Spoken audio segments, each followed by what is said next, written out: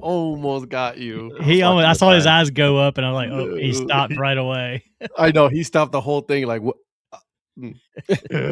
Welcome everybody to the DHC Sports Show. My name is Ed, also known as the Dad Hat. With me, I got three of my good friends. They are just hanging out with me this week. Guys, we're going to be here and he just left. Maybe now there's three of us. Gone. I know, right?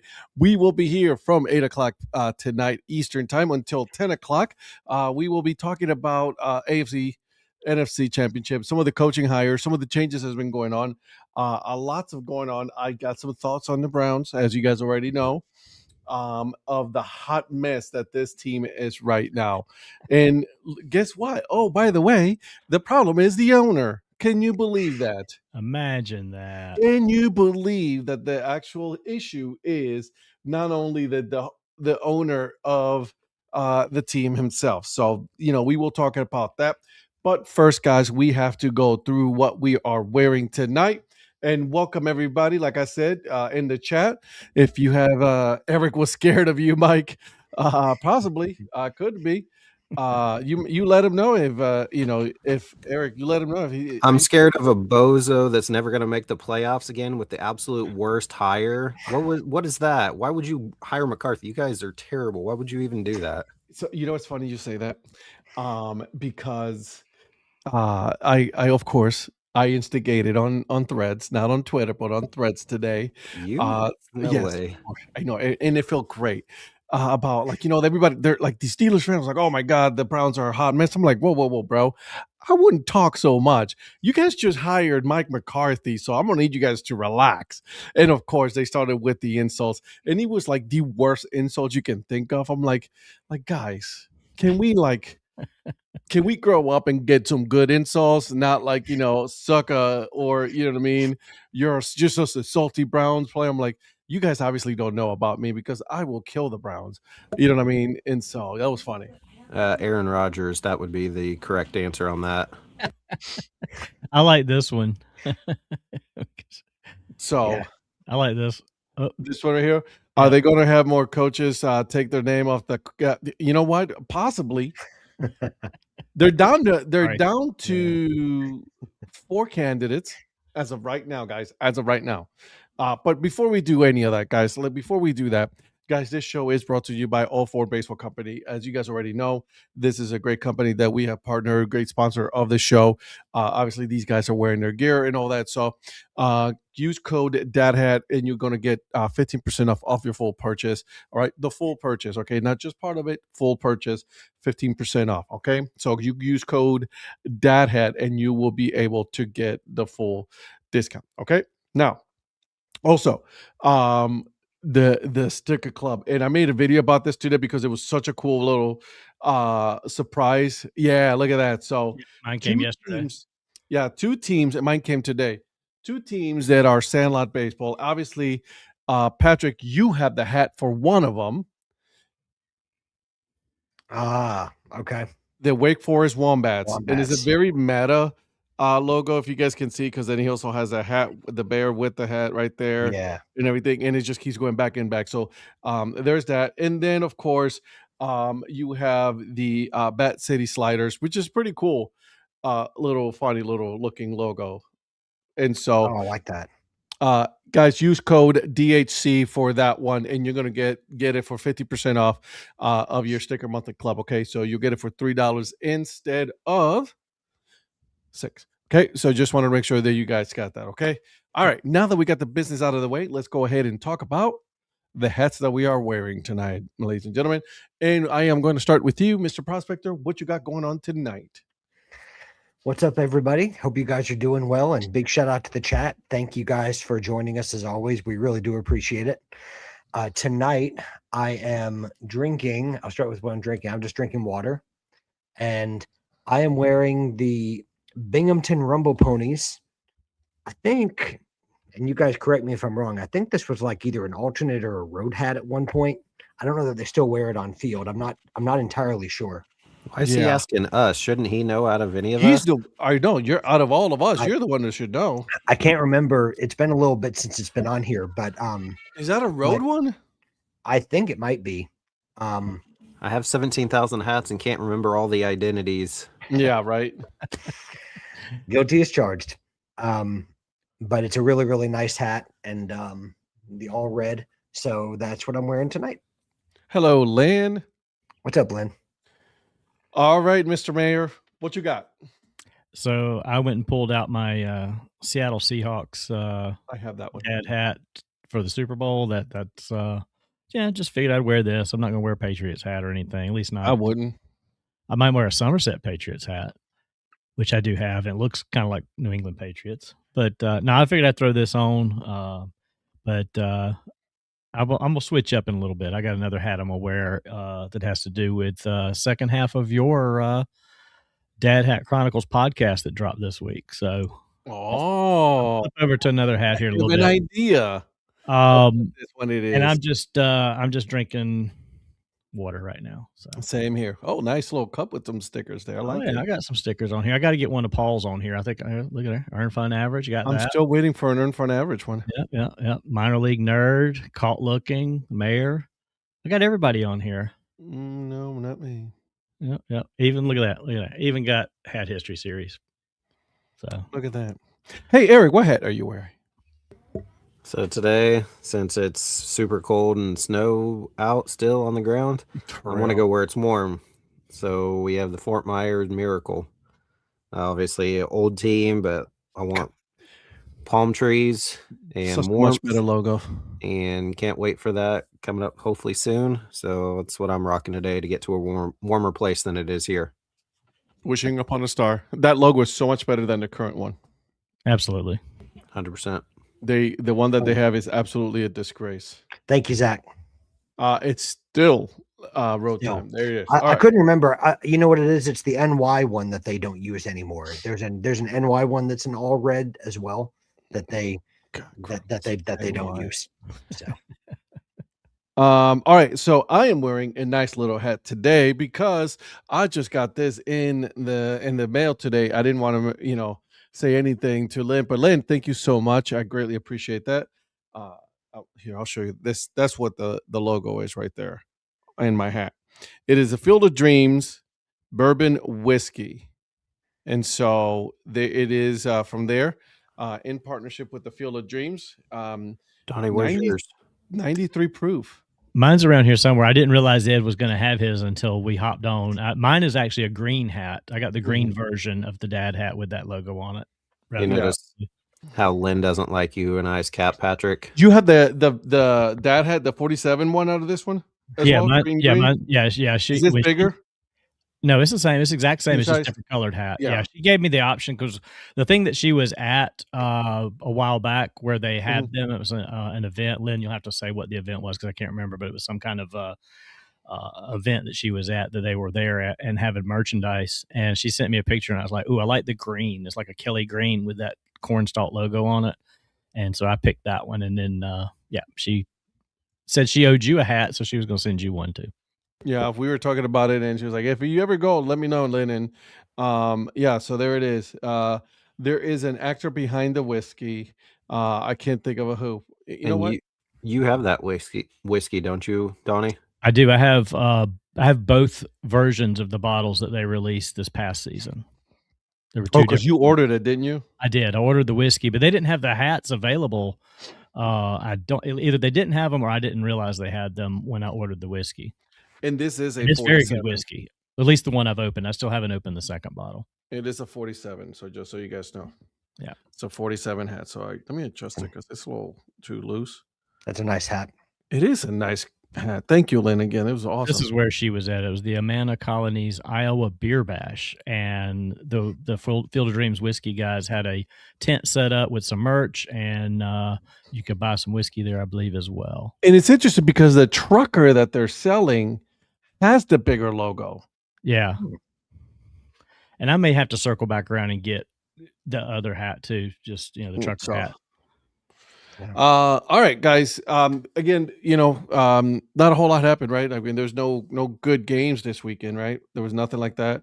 No no football news, no coaching hires, no coaches that decided that they were not going to be part of the coaching process, which is crazy. That's just, why would that happen? Anyways, and so we're here with that. So, but we're going to start with the games, right? They were two really good games, in my opinion. The AFC and the NFC championships, they were actually really good, in my opinion. I had some thoughts, and I know Eric has some thoughts on this as well. We talked about it on the thread. Donnie, you and me discussed it a little bit on Monday morning. And so I want to start with it was a 10, was it 10-3 or 10-7? 10-7. 10-7 score, which was the Patriots against Denver Broncos. So there it is. So what are your guys' thought on that game first? Just for me, on the surface, it's another example of a coach outsmarting himself, thinking he's the smartest man in the room and outsmarting himself. So there's that. I've heard several people this week on Dan Patrick. Mike Golick Sr. was broadcasting the game. Ross Tucker was doing actually the Seattle game, but he said he was watching the game with Kurt Warner, and all of them said as soon as that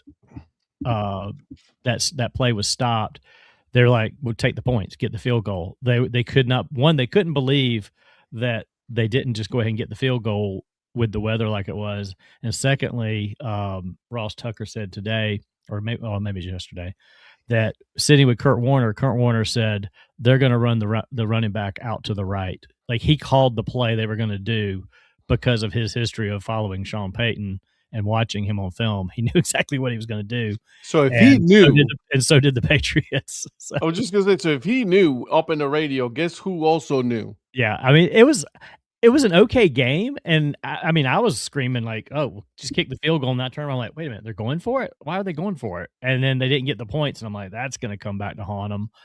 And then I think I told you, Ed, on Monday morning. Mm-hmm.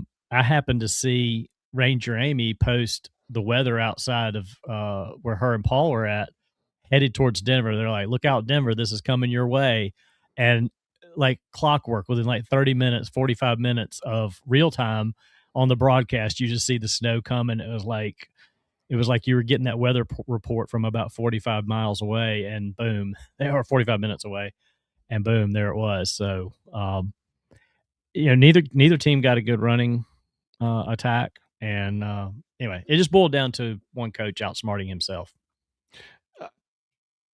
What did has Virgil said the whole time about the Denver Broncos?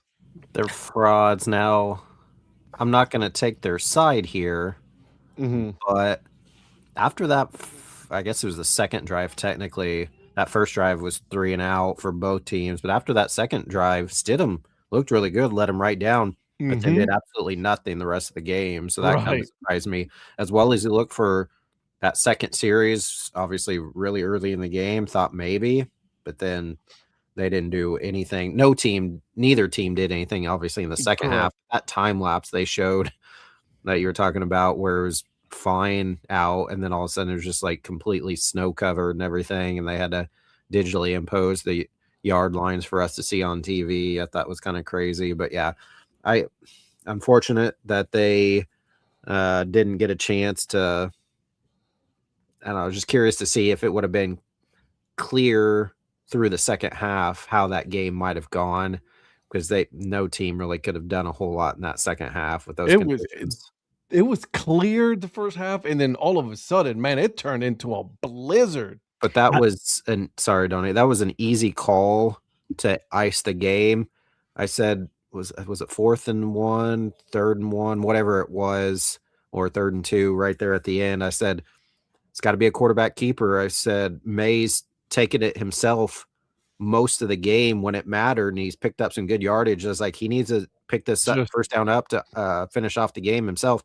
Sure enough, they ran all to the right, and he bootlegged out to the left and sprinted past and dove for the first down. And I was like, yep, I could see that one coming from a mile away. I didn't know obviously how he was going to get the first down, but I knew he had to be the one to get it himself. He had some legs on him too, didn't he? Yeah. I was like, all right. I actually don't think he was supposed to run the ball that play from what I heard. I think it was a blown play. Yeah.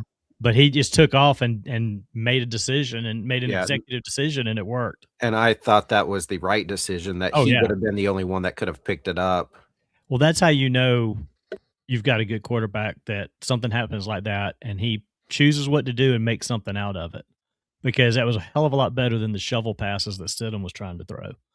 I mean, everybody was saying that he was trying to teach everybody how you do a two-handed NBA pass or something. Oh my God, that shovel pass! Oh geez, Jesus. It was like crazy. But to what you were saying about the weather, the point I was going to make real quick. I think if the weather would have held off, I don't think either team gets to 20 points, but I think there's a little more scoring. It might have flip-flopped a little bit more. It was a defensive game for sure. Well, and maybe at least one of those field goals Denver tried would have gone in. It still might have only been like a 17-14 or a 17-16 game or something. I don't know, 17-10. Mm-hmm. But New England just ended up being the better team. No, I don't disagree there. I mean, I think Denver beat themselves as well. They just made the better decisions. Let's put it that way. They weren't necessarily the better team. They just made the better decisions given the circumstances. So you could say they were even? It's just that one made stupid decision, the other one didn't. Because New England hasn't been that great going into the playoffs. I mean, they had an easy schedule. They found ways to win, but they haven't been like lights out beating anybody either. Okay. Which is good for them in the future, probably bad for everybody else. For everybody else, yeah. Started because they have a lot of draft capital, and they've got a young team that's already made it this far this year, and they've got room to add. So look out for New England for a few more years. Oh yeah, no, you're right about that. Patrick, talk to me, man. Yeah, I think that defense was the star of the game. I think that the Stidham fumble really changed the game. I mean, it was obviously a poor decision on Stidham. Now, the whole loss isn't on Stidham. I wouldn't say that, but because I agree with Eric, I thought the first two drives he looked really good. I mean, they went down and got a touchdown. And while I understand Sean Payton's line of thinking with wanting to go up 14-0, I think this is a prime example of analytics saying to go for it. And instead of just taking the points, and how many times have we brought up on this show, or how many times do you see on any sports show people talking about analytics versus going for it? Right. And so I would have taken the points. I think that in a different time of the game, and if it's like, how much time you have left on the clock, what quarter is it? Maybe you change course on that. But when you've got time to get the ball back and try to go down, especially at that point when Stidham had been moving the ball, I would take the points, especially because you don't know what could happen, because look what happened in the second half. Eric's right. No team could do a whole lot in the second half with that weather. I mean, neither team was moving the ball. Right. So, yeah, go ahead. I was just going to ask you this, because this is something that I was thinking about. Like, you have people that look at the weather. They're looking at the weather the whole time. So you're telling me that you cannot make an educated decision based on that information? Like, hey guys, we're about to get hit with some snow. Maybe we should try to get the points and see what happens. And then you just screw the pooch on that one, man. There's no other way around it, Well, you're right. You do have people whose only job is to do that. Right. And the problem is, I think as a coach, especially in the playoffs, I think you've got to err on the side of caution with that. And you've got to take the points when you can get it. I don't care if it's a 4th and 1, especially against that Patriots defense. I think you have to take the points. I know it's easy for me to sit here as someone who watched the game and afterwards say that was a terrible decision, because it's the classic. If it worked, he looks like a genius. And if not, then you're questioning it. I mean, that's the age-old thing that we talk about with any coach, but particularly by the fact that it was in the first half. And yeah, I know you want to take them out of it, but also have faith in your defense, because you're not going to take them. You're not going to take them out of the game that early. That's the thing. Yeah, but also too much time left. Yeah, but also put faith in your defense. I mean, Vance Joseph has done a great job with that unit this year. You've got Benito and some of those other players that are among the top defensive players in the NFL, and trust them to do the job. So take the points when you can get it to try to take some of the pressure off of them. Mm-hmm. And it was a defensive game. It came down to the small things. I think that fumble changed the game. I think that the blocked field goal changed the game. It's just the little things. And that was I think that the Patriots have been lucky. Well, I think the Patriots have been lucky in the sense of that while they've played great defenses, they've also had teams with key injuries. I mean, look at the Texans game. Nico Collins is out. This game, you didn't have Bo Nix. You had Jarrett Stidham instead. So there's been key injuries to certain players. And I'm not saying that's the only thing because you still have to play who's in front of you, and it's still the NFL. But I was just going to say, is like, listen, a lot of these teams were injured. Like, I mean, we can't. Yeah. You get to some point where like everybody's banged up, everybody's injured. Everybody has some. Is it bad that they lost their starting quarterback that has been playing for them the whole year? Yeah, absolutely. But that's why you get a serviceable quarterback that can step up if something does happen. And listen, and I'm not trying to have a go with the Patriots. I'm not trying to have a go with the Patriots about that. I mean, again, you can only play who's in front of you, and you've played, top 10, top 5 defenses, and you've come through all of them. Yeah. So credit to the Patriots for that. But I agree with what Donnie said earlier. I've not been that impressed with what the offense has none done. of us have. But at the same time, but they can click at any time too. I mean, that's So I'll say this, listen, he played good, okay, for Denver. He did a good job. I don't know what the hell that shovel pass was. Who the hell knows on that one? But I think he panicked. Whoa, he did. Well, and the thing is, on that particular play, he had the running back. And speaking of panicking, this time forgot leave watch. Well, he started to throw to the running back, and he pulled it back. If he'd have just let it go, the running back was wide open and had daylight in front of him. But he pulled it back, and then it was too late. And then he did that little weird thing to the side. So he had a player to throw to. He just needed to throw it away more. And this is the thing I get when you've got a team that's actually been playing good all year and winning games. And I don't think every one of their games was like close to the end. You got to get these guys some playing time. I don't care who your quarterback is. If, just because he's Bo Nix and he's your starter, give him some garbage time just to get out there and get some plays. I mean, he hasn't thrown a pass in 2 years. Come on. Really? In 2 years, you couldn't get him some plays? Hey, Mr. Producer. The Broncos are frauds, and this is proof. I love it. Absolutely love it. I am laying here on my proverbial deathbed. I will say that the Broncos are frauds. He didn't want anything to happen without saying that, right? If I'm going to go tonight, I will let you know that the Broncos are still frauds. It's going to be on his epitaph. Yeah. Hopefully nothing happens to you, but right. Like, I mean, we're not wishing on anybody. But that's got to be said. Yes. And Virgil, any comment on UC Davis? Bunch of cowards. Fair enough. Actually, my epitaph will probably say, and this will probably be transition to the next game, we should get rid of punt returners. I don't know why they're in the game. I don't think they're a vital part. I just think you just need to get rid of them. They do nothing for the game. Well, especially when you drop not 1 but 2 punts. Mm-hmm. I'm sorry, and I did mess with Eric on that one. It's like, why? Because I was like, kicker miss, like get rid of the kickers. The quarterback miss, get rid of the quarterbacks. I kept texting. So, oh my god, how you doing, Mr. Producer? And you sound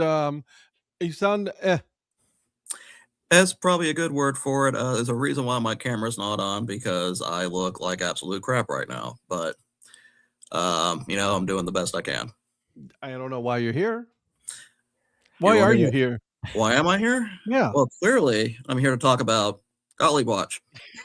You see, what you guys need to know, and Ed, I'm going to give you a reference. I think you only understand. I'm technically like Galactus. Gottlieb Watch is my herald. So when Gottlieb Watch arrives before I do, that's when you know I'm coming.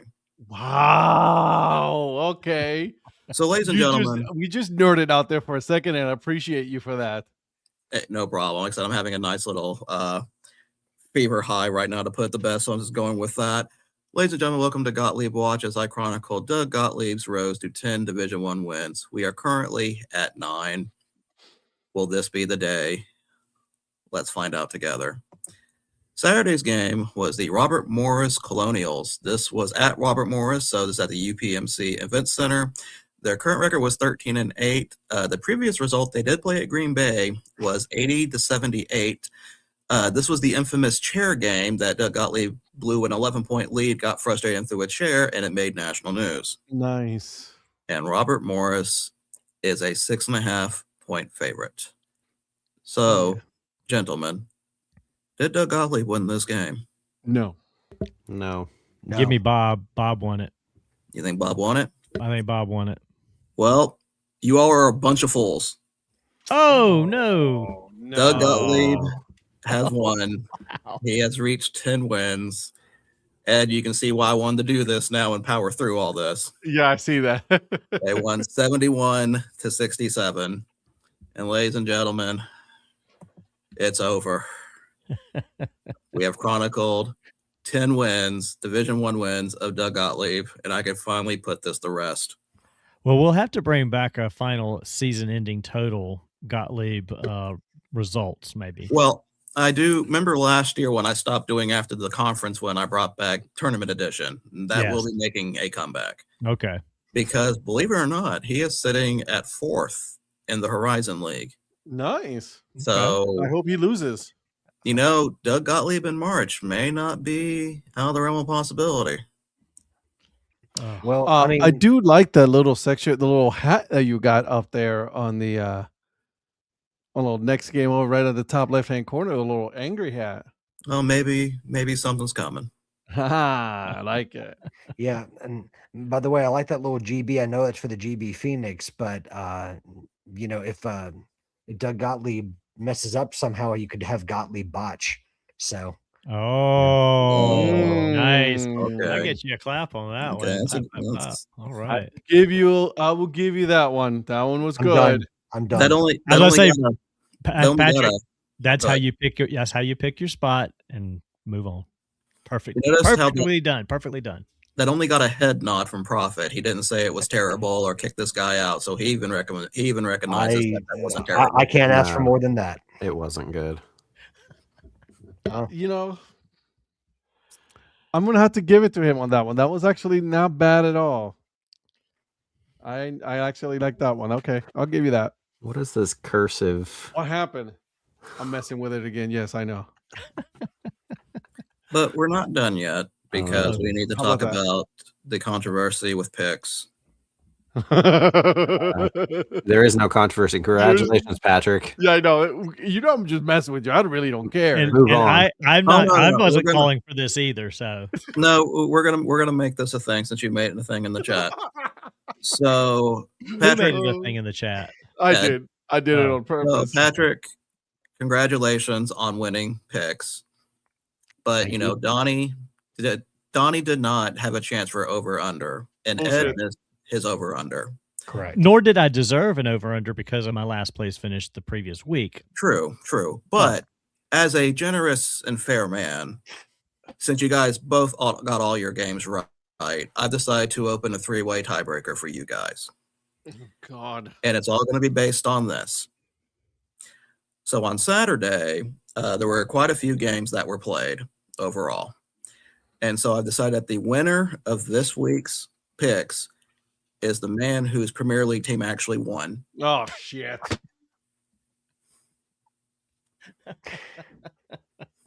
So congratulations, Patrick, on winning picks. Thank you, sir. Thank you. As soon as you said Premier League, I was like, I'm out. Did he just rig it so you won and then won again? Yeah, pretty much. Okay. Well, actually, so for a second time on the same contest, I had no chance to make a decision. Well, technically, we had a head-to-head battle, didn't we? And then my team won. True story. Unreal. So there is one more thing I do want to talk about since you brought up Drake May, and this was actually going to be the premise of my first tiebreaker question, but I thought this was kind of cool to see. Okay. So Drake May, of course, will be in the Super Bowl. Correct. If he wins the Super Bowl, his college joins a very exclusive list of colleges that have produced a Super Bowl winning quarterback and a U.S. president. Huh. So there are currently 5 teams that have both. Ooh. Now, when you say Super Bowl winning quarterback, is not necessarily a starter.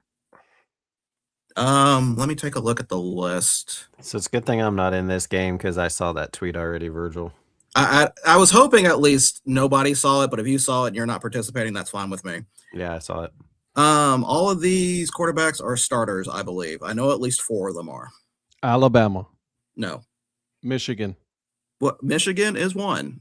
Gerald Ford and Tom Brady. Yep. Okay. There's one of these that's going to blow your mind. Tennessee? No.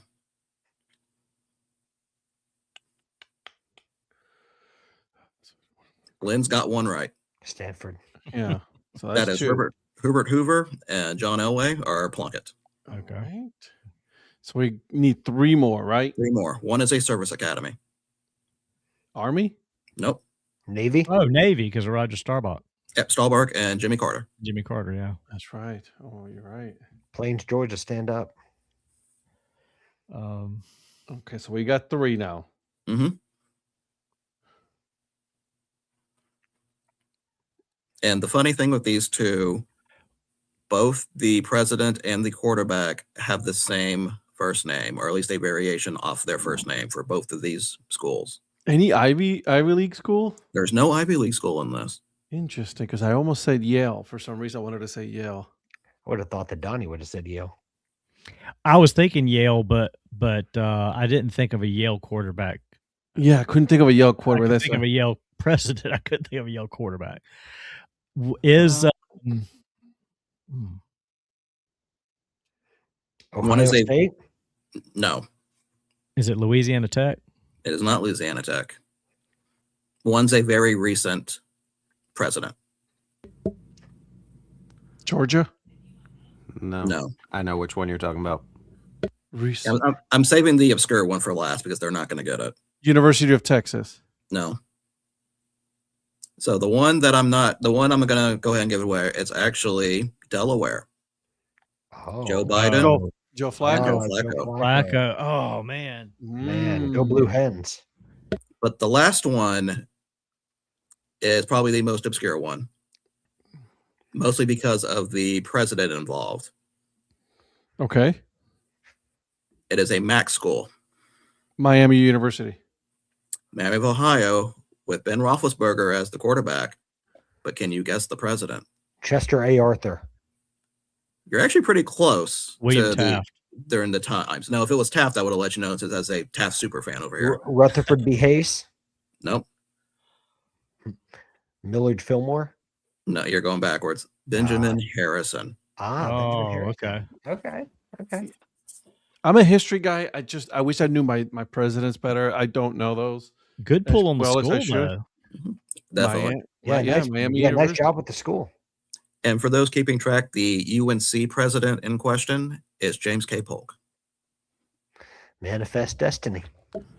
So out of all that, did we decide who gets, or does Patrick still win? Yeah, Patrick still won. Patrick won. won.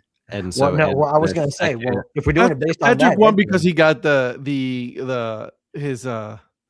he had already didn't get won. This over- was just one of the questions that Virgil was going to do, but we just gave him the win. Yeah, I was going to say, I was given the win. I didn't earn it through. I think both of you got one of them, didn't you? I didn't get a thing. I got 2 right. Yeah, I was going to say. So don't say Chelsea's only ever given you heartache, because Chelsea gave you this win. No, Chelsea's given me a lot of good times with a lot of trophies, but they, as a football club, they. Humble. You what? Humble brag. Yeah. No, well, I'm just saying they're a maddening team because there's a lot of highs and a lot of lows. Yeah, welcome to being a Tottenham fan, bro. What are you talking about? Well, mine's mostly lows. Touche. So, All right. Well, thank you for this time. I'm going to sign off and probably go to bed now. You go to bed. What about the Virgil 1943 draft class? What?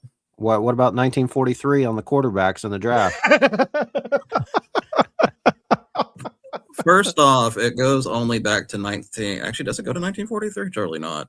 It goes to. Oh, actually, there's a 1943. Okay. Okay. First, no, I'm just kidding. Good night. So 1943. No. Go to bed, man. Go to bed, dude. It's only one quarterback. Really? There's only one quarterback. Donnie, congratulations. Donnie, you were up live that day. Let's go. I've got a prediction. 1943. Uh-huh. Round number 6. Pick 5. Drafted by the Rams. Went to Ohio State. Which version? L.A., St. Louis?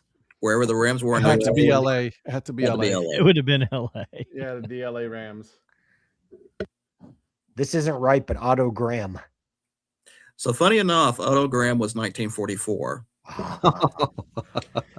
Otto Graham didn't play for the Rams, though. No, he was drafted by the Lions and went to Northwestern, but he was 1944. I just thought that was funny that he said that. Well, I was trying to think of a quarterback from that era, and I was like, well, Otto Graham's one of the first ones I always think of. So I'll give you points for that one. I can't think of it. Donnie and I are the only ones that remember 43. Yeah, I was going to say Ronald Reagan, but I'm thinking of presidents. Would it help you if I said he was a Heisman Trophy winner? No. Who was the Heisman Trophy winner? I just for the sake of knowing.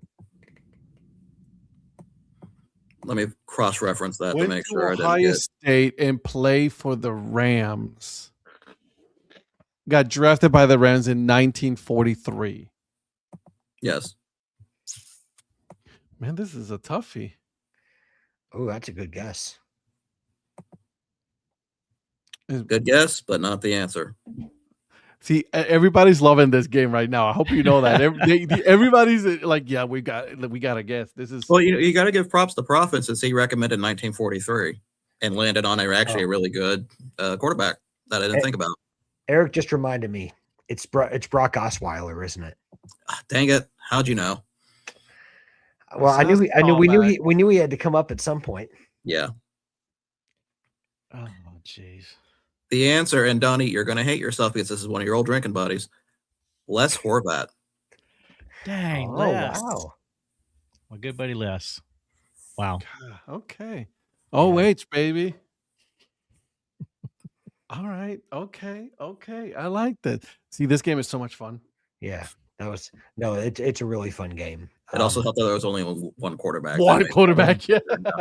And Virgil, by the way, you have certainly earned your nickname tonight for getting on while not feeling well. You were definitely the GOAT. How many running backs were drafted in that draft? Because they didn't throw the ball at all back then. It must have been 20 running backs. Let's find out. Does this give me? Yeah, this does give me position. So running backs.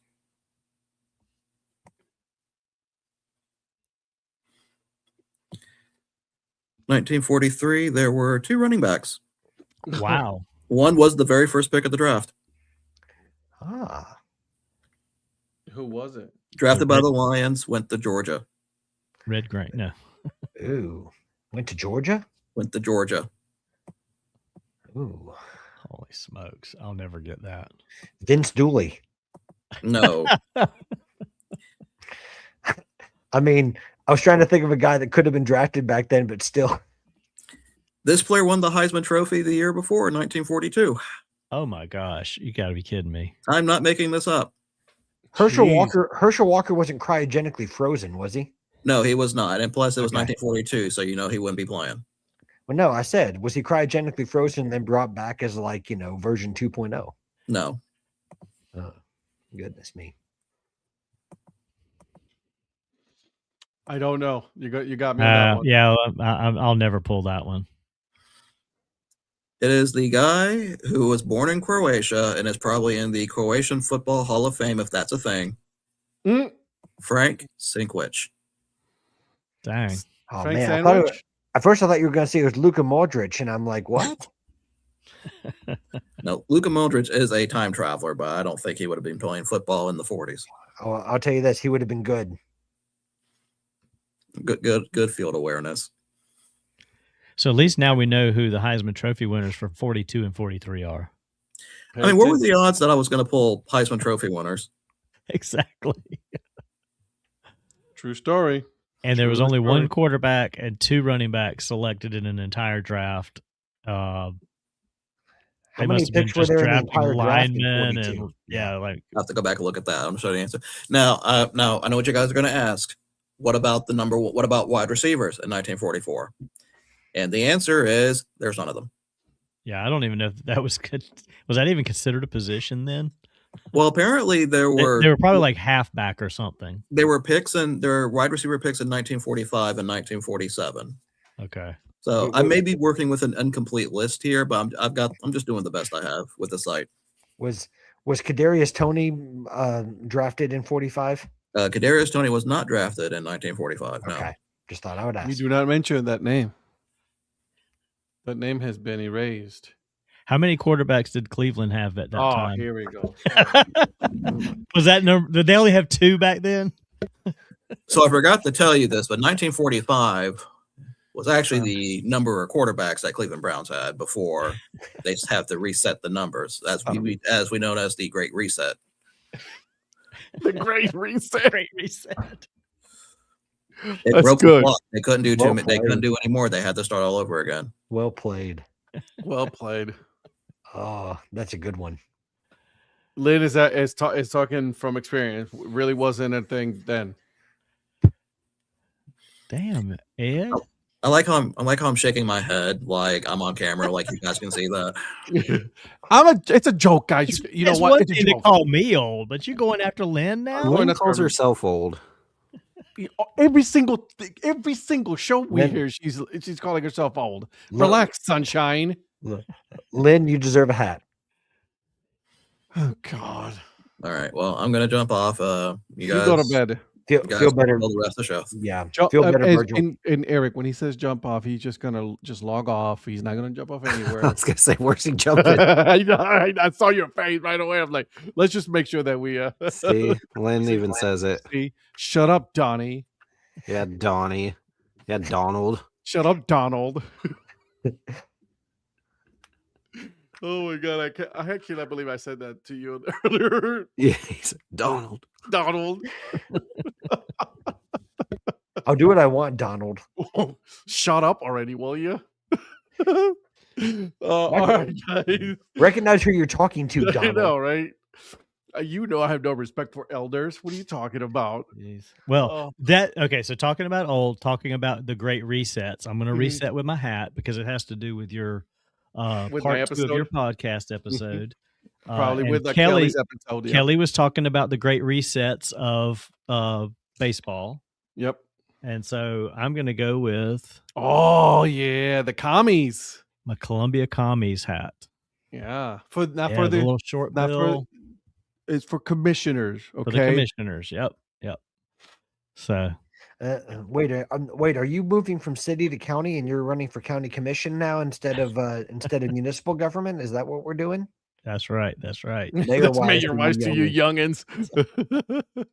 It was a great episode. Kelly gave a lot of great history of baseball in Columbia, talking about the moving through the years and the great resets of World War I, the Depression, World War II, and so forth and so on. So I'm very proud of that. Having those segments now first one with Paul and now with Kelly, bringing some little bit of history and some little nuggets there. And some great information from Kevin about the Fireflies and some of the things he's working on for the upcoming 2 seasons with hats. So good things ahead. Interrupting my podcast listening. Sorry. Multiple times. I'm like, bro, I'm just trying to listen to Kevin over here. Kevin, listen, if I would have let him talk, he would have talked for 3 hours. Or you said hour 40? Hour 40. Rhonda doesn't want me to go to the team store sometimes because I'm like, I'm going to go over there and then I come back 30 minutes later and I was talking to Kevin. I'm telling you, he's the nicest person in the world. He is so nice. I met him when I was with Donnie last summer. Super nice and everything. But man, that dude can talk to a wall, bro. Yep. And so he was giving a lot, and I caught some of that stuff off. And it was still a lot of info. When did he say they added a second Portland store? So was it last year he said that they added or the year before. I think it was the year before because he was in 3 seasons, right? Because he was here this year. Yeah, so it'd have been a couple years ago. So it's the main story, and then the one that's like off in the cut on the stadium, but it's still part of. I either was there before that or I don't remember seeing it because I just went to the one store. But I'm going back, so I'll check it out this time. Yeah, so there's 2 of them, and he said that take pictures of the hat wall. I hear the hat wall is really nice over there, so I want to see. To remind me. I mean, I typically do, anyways. Yeah. But... Yeah. So I heard it was really nice. So I do wish that Portland would have kept the Alces Copa. Domain. Yeah, man, that's such a nice logo, dude. Now, was it that they just stopped participating in the Copa program? Is that more what it was? No, it's that they're not that Copa has been retired. But so they're getting a new one starting this season. Then I guess I don't know if it's the season or next season, but they're getting another Copa. Okay. Yeah, and that's what we've seen with other teams that they're doing alternate Copas. Durham did it. The survey says, and then they brought Durham has 3. Has had 3 Copas. Yeah, I was gonna say Durham's changed at least 3 or 4 times. Yeah, because they had the Mal de Ojo first. Yep, Mal de Ojo. Then they played the first season as the basically just the bowls in the Copa. I mean and then now they have this one where they just like this. It's such an ugly. I hate it so much. Better or worse than the Marvel logo. For them is the mascot with a shield. I know. I said which one did you not like? Which one did you like better, the Marvel or the most recent? I would have to. I can't believe I'm going to say this, but I would actually pick the Marvel one over the Copa. I don't like their new Copa. I just don't like it. I mean, this is it. This is it. Like this is all it is. Yeah. Like what is that? What's up, Holsinger? Nothing's better than Oklahoma City Dodgers Marvel. The brick wall. The brick wall in the state of Oklahoma with the target. About just shipping it in, like just mailing it in. It's just like, nope. Here, have at it, buddy. What's up? It's almost like what do these 3 different things have in common? Oh, we're just gonna throw them together and just see what we get. Hopefully, welcome to Bricktown. Hopefully, you guys didn't have a lot of snow and your grocery store goers weren't too crazy for you, Michael. Dude, Nashville got hit, bro. Yeah, they're still without power as far as I know. That's not a bad logo. What's the wrench? Yeah, he has a wrench on his What is that? Is what ties this show together? Well, I was just about to say, is he the admin for the? He's not here, so you know this is going to go off the rails. Well, I was going to say, is he the admin for like the admin for the comment section? It could be because his handle shows up in blue as well. It's because he has access to the YouTube. So what is that building? It's because he has access to my YouTube channel. Admin. He has admin. That means when you do like he's super supposed to be numbering the episodes. He hasn't done it. Oh, Virgil. So what have you been doing? That. Whatever, bro. He's like, hey, can I get access? Absolutely. And then he hasn't done anything about it. Whatever. Yeah, good job, Virgil. Jeez. Good gracious. Ugh. Anyways, guys, we still haven't talked about the other game, which was Seattle Seahawks. Oh, bring Virgil back on. His team. Yeah. And the Los Angeles Rams. And so it is a lot of episodes. So Virgil, you can put it on the comments, your thoughts on the Los Angeles Rams game, because I got my thoughts. Obviously, all of us have our thoughts. So, Eric, I'm going to start with you. Give me your thoughts on this game because, in my opinion, I think that was the best of the 2 of the games, and it was a very defensive game. Yeah, no, overall, I agree that this was a better game, and I think that LA had their chances, but. Yeah, I don't know. They just couldn't quite get it done. I figured they. Do you still, after a couple of days, do you still think that they should have gone for it at the end in the fourth quarter?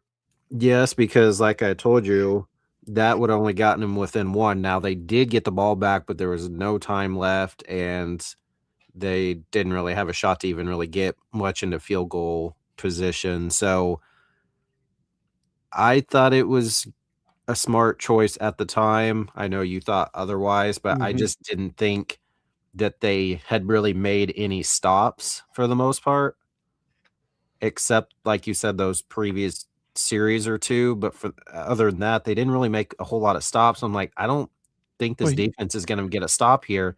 Now, obviously, if they could have, then yeah, get within one, get it back. But I just had a feeling that they weren't going to get another stop, and they did, but they didn't, because by the time they finally did get it to fourth down, it was really no time left. But here's what I have to say about that. And then, you know, just hear me out. So you don't go for it on fourth down, right? You're saving some of that time that they wasted trying to run the game, a play, kick the field goal. So you have a little bit of maybe 10 seconds extra added to it at the end, right? So that could have given you a little bit more of an opportunity, because the guy did catch the ball and was out of bounds. So I mean, he was tackled in bounds, but he could have gone in and then got maybe one more play. That's my whole thing. Like, you were within one, but once you forfeited that and you didn't get the touchdown that you wanted, at that point you knew that the Rams had no shot whatsoever after that. I didn't really care for the play call in there leading up to that, where then you thought they should have kicked a field goal, because they had, I don't remember the exact plays. I think one was throw into the end zone that was out of the back of the end zone, if I remember. I don't know. I think they did a good job getting all the way down there.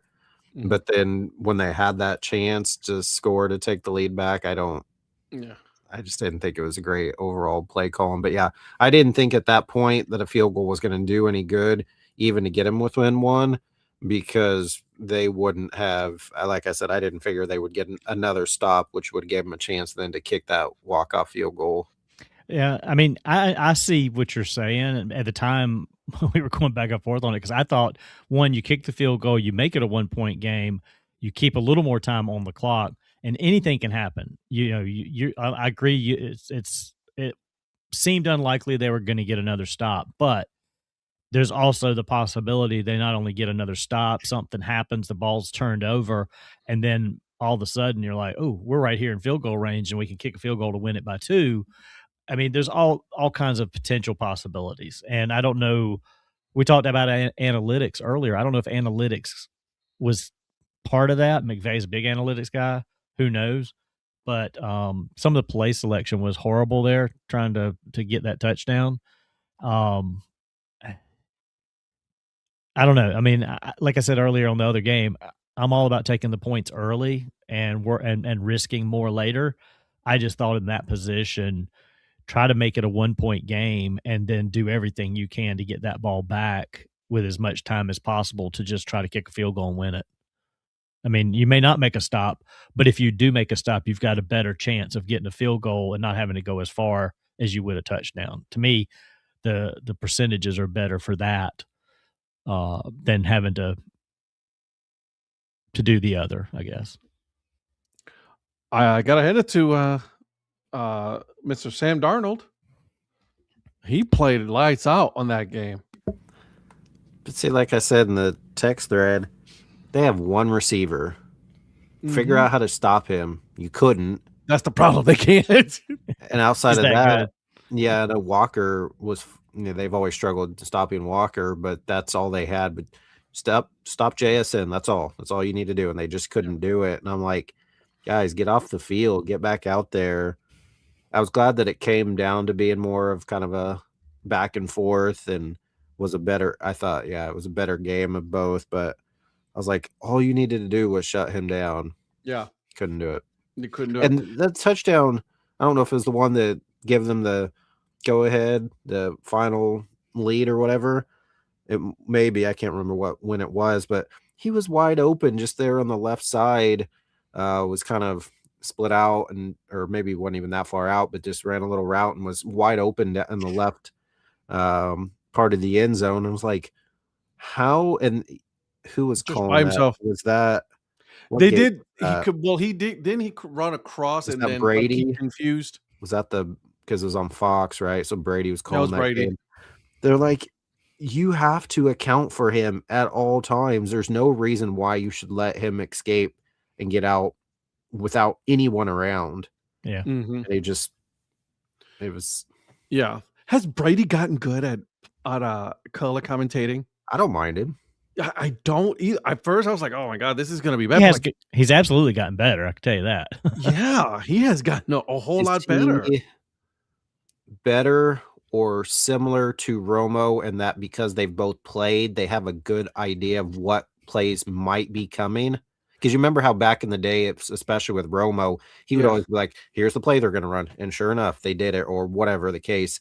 Do you think that's kind of the same with? I think he'll end up being better than Romo, in my opinion. But that's because that's Brady's mentality. That dude goes all in when it comes to things like that. Like that dude is like, and he studies. Who's he with? Burkhardt? Yeah. I don't mind him.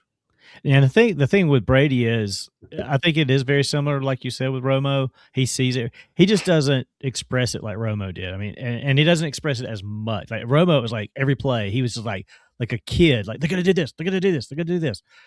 Tom picks his spots. Tom picks his spots, and all of a sudden you're like, holy shit. I didn't see that, but he did.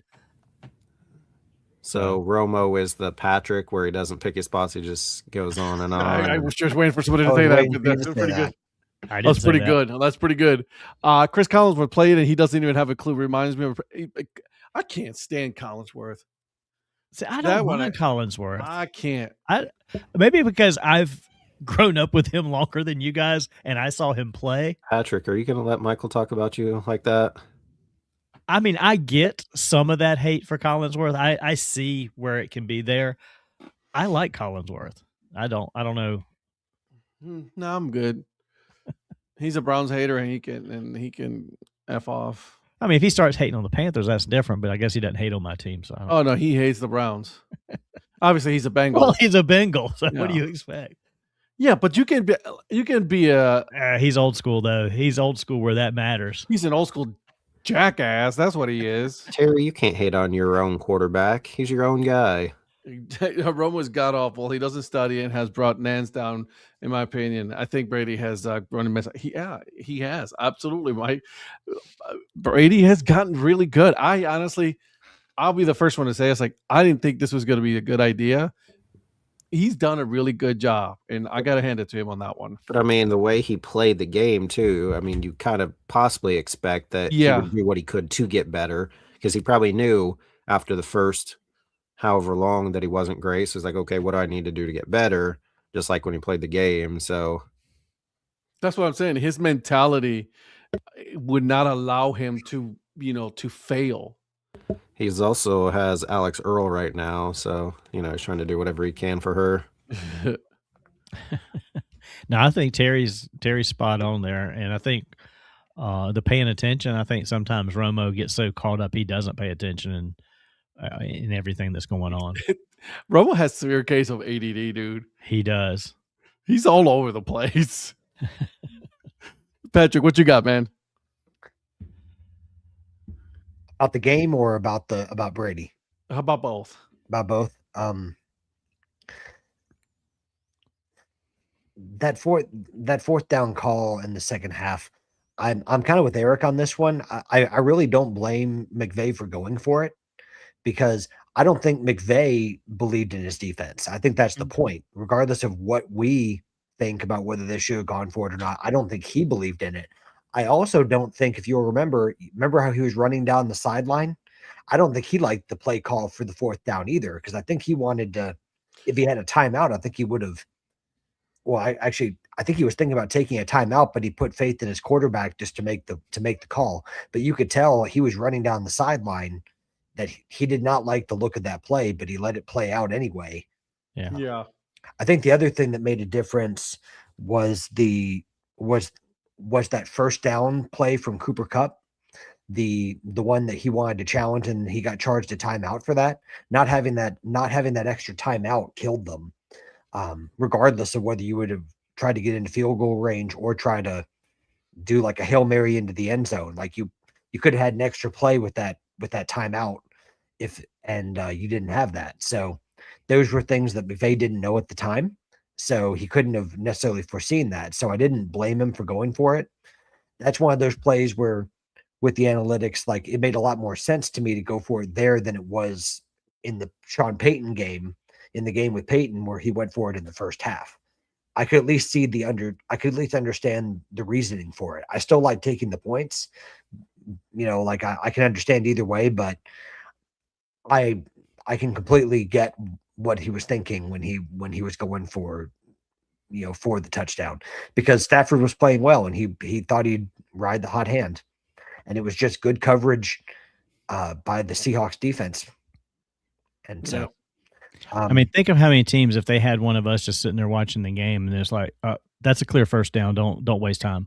Like, we could answer that for them so quickly, and I don't understand why they don't have somebody that can do. They have people all the way the hell up there, and you've got to have somebody that sees that and just says, "Yeah, that's a first down. Don't challenge. Don't worry. Go on. Move on. Keep going." You can't waste time trying to do that and wasting timeouts. I don't think it was, though. It's too close to call. I was just going to say that one was the one that there was not enough evidence to really overturn it. Once they called it one way or the other. I mean, as soon as I saw it, I was like, that's a first down. Like, he got it. I didn't think it was, but I didn't think it was either. Look at us, Patrick and I agreeing tonight. What the fuck is going on? No, damn weird ass universe tonight. Jesus, what the fuck? Yeah. Don't worry. He's still insulting me, so we're still in the same universe. You better start insulting because I'm not used to this. Anything. That was Grandpa Gorell over here that's talking about you like that. Grandpa Gorell. By the way, really quick, sad on new name. Hashtag new name. Pissed me off news. Carlos Correa not in the World Baseball Classic. Okay, so yeah, I was looking through all of that yesterday. I think his name was Sean Spradling that is doing all the WBC coverage. So I was going through it because I want to see like who's on what teams. Mm-hmm. First of all, Patrick, I didn't know Bo Bichette was Brazilian, so he's playing for Team Brazil. I guess his mom. Yeah. But then they said that the Astros weren't going to let Altuve play, and then they were hoping that Correa could play, but I'm guessing they said no, you're not playing either. So the reason, not because of the Astros. Because he could not get enough insurance for him to play. How much? What do you need to do for that? Remember, he missed almost a lot of injuries. Of the last time he got hurt in the WBC with Minnesota. So he'd have to get insurance to cover the Astros for the contract that they would be out of. And nobody's going. He can't afford the coverage that would pay the Astros back his salary if he got hurt and missed. He can't what? What'd you just say? Can't afford. He can't afford it. Dude, doesn't want to. Doesn't want to. That's what I was just going to say. Because maybe it doesn't want too big of a risk to play with no insurance. Because if there's no insurance and he gets injured, then he forfeits that contract for that year, so he doesn't get paid at all. Get insurance then. He can't. No one will insure him because he already has a long history of injuries. I just think it's funny that both you should understand risk assessment. I don't do that part of it. I do. I just think it's funny that Altuve and Correa both aren't playing, yet the part of the World Baseball Classic is in Houston. Yeah, right. Dude. The Altuve one I don't understand. That one I don't understand. Altuve is Venezuelan. What about Correa? Puerto Rico. Yeah. So neither of them would have been in Houston anyway. So Lloyd's would cover it for sure. Because I don't know. Lloyd's of London. I know what Lloyd's of London. What about Twinings of London? So it's, let's see, U.S., Mexico, Italy, Brazil, and Great Britain that are in Houston. So yeah, neither one of them would have played there anyways in the opening rounds. But I just thought it was funny that they're in Houston, some of it, and neither one of them are playing. Do you know what the opening rounds are? Where or what? Yeah, where? Houston, Japan, Miami, I'm assuming. Is it Puerto Rico? That's also that one of sounds the I right. think it's in Puerto Rico. That's yeah, still that's on what I here. thought. Iran Bithorn there. I think it was, yeah. So those are the ones that they did. I thought they were saying that the Dodgers didn't want Yoshinobu Yamamoto playing, but he just said the other day, or the Japan's coach just said the other day, he is playing, and they have 8 MLB players on their roster. I love how all these major league players teams are like, no, and the players are like, oh no, we're playing. Yeah. Shut up. Now, honest question: is it a requirement for the players there in the WBC to have an insurance policy on each player? If the team deems it so, yes. Okay, because I know Okamoto is one of those 8 from the Blue Jays that Okamoto is going to be playing for Team Japan, and he obviously just signed with the Blue Jays. So yeah, what Canadian Patrick just said. I was waiting for somebody to say that. I do different kinds of insurance. It's all the same. Yeah, it's Houston, San Juan, Tokyo, and Miami are the 4 sites. I cannot wait to watch this, man. I cannot. I'm gonna see. I don't think I'm gonna be able to make it, but man, I know you are, dude. Is this your first one? Yeah, I'm so stoked. Dude, it's gonna be. I'm telling you, it's an experience. Oh, you're gonna love it, dude. I'm telling you. Sure. Have a good time.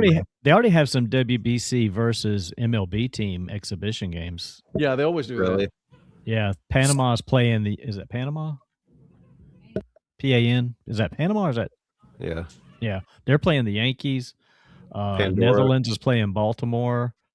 Colombia is playing Pittsburgh. Canada and Toronto. Israel, Miami. So when I was 2023, was in Miami for work the week that they were getting ready to start, but I was there like Tuesday, Wednesday, and I had to come back, so I didn't get to see because they didn't start till Saturday.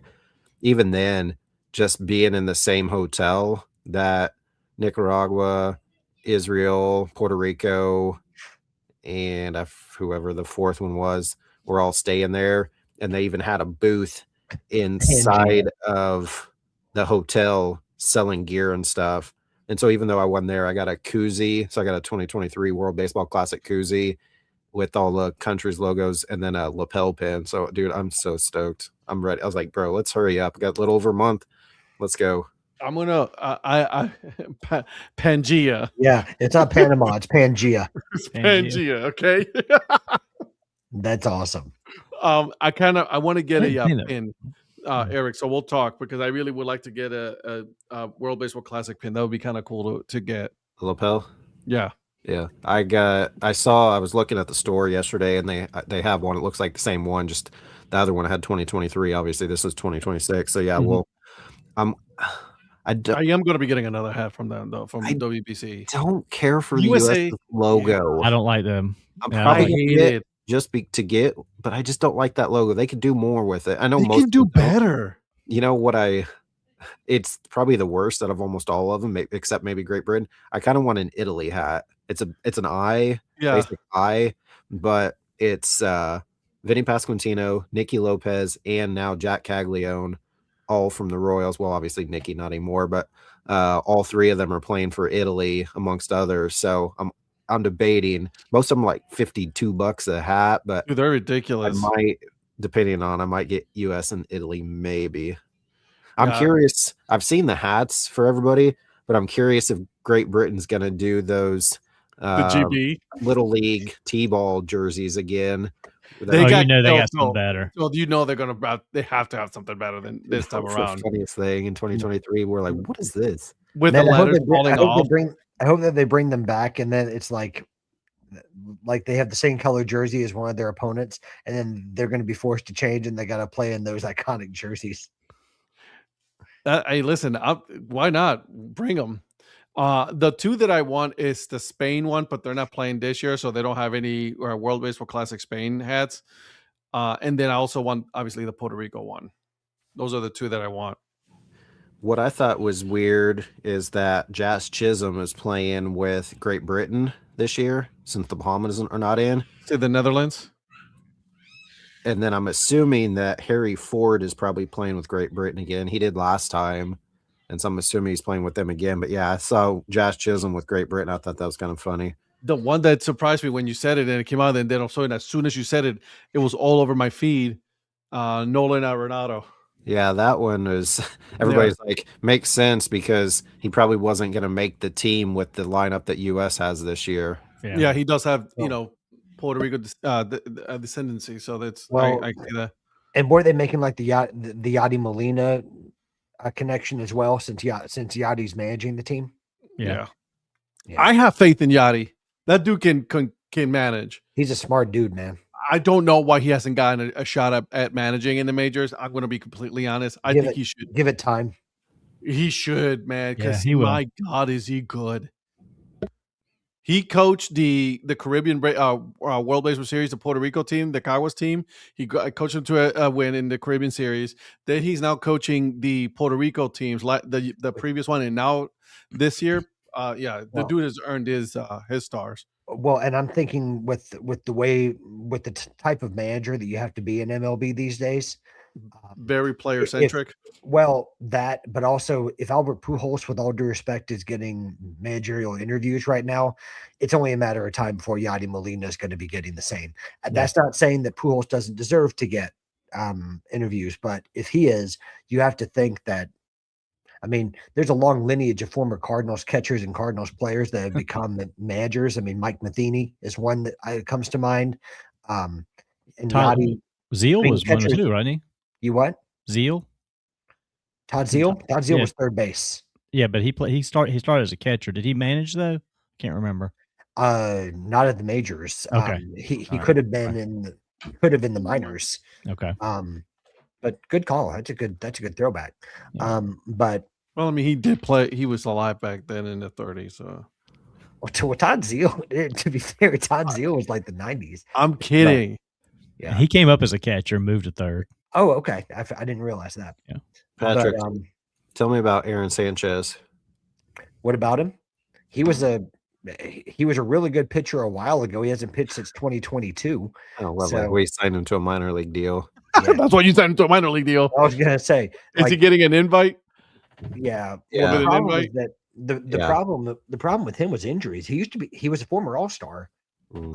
But what you're doing with him is he's got really good stuff, but can you put it together? And you're hoping to catch lightning in a bottle. Also, somebody else just said trade deadline's August 3rd. Is that normal or is that early, late?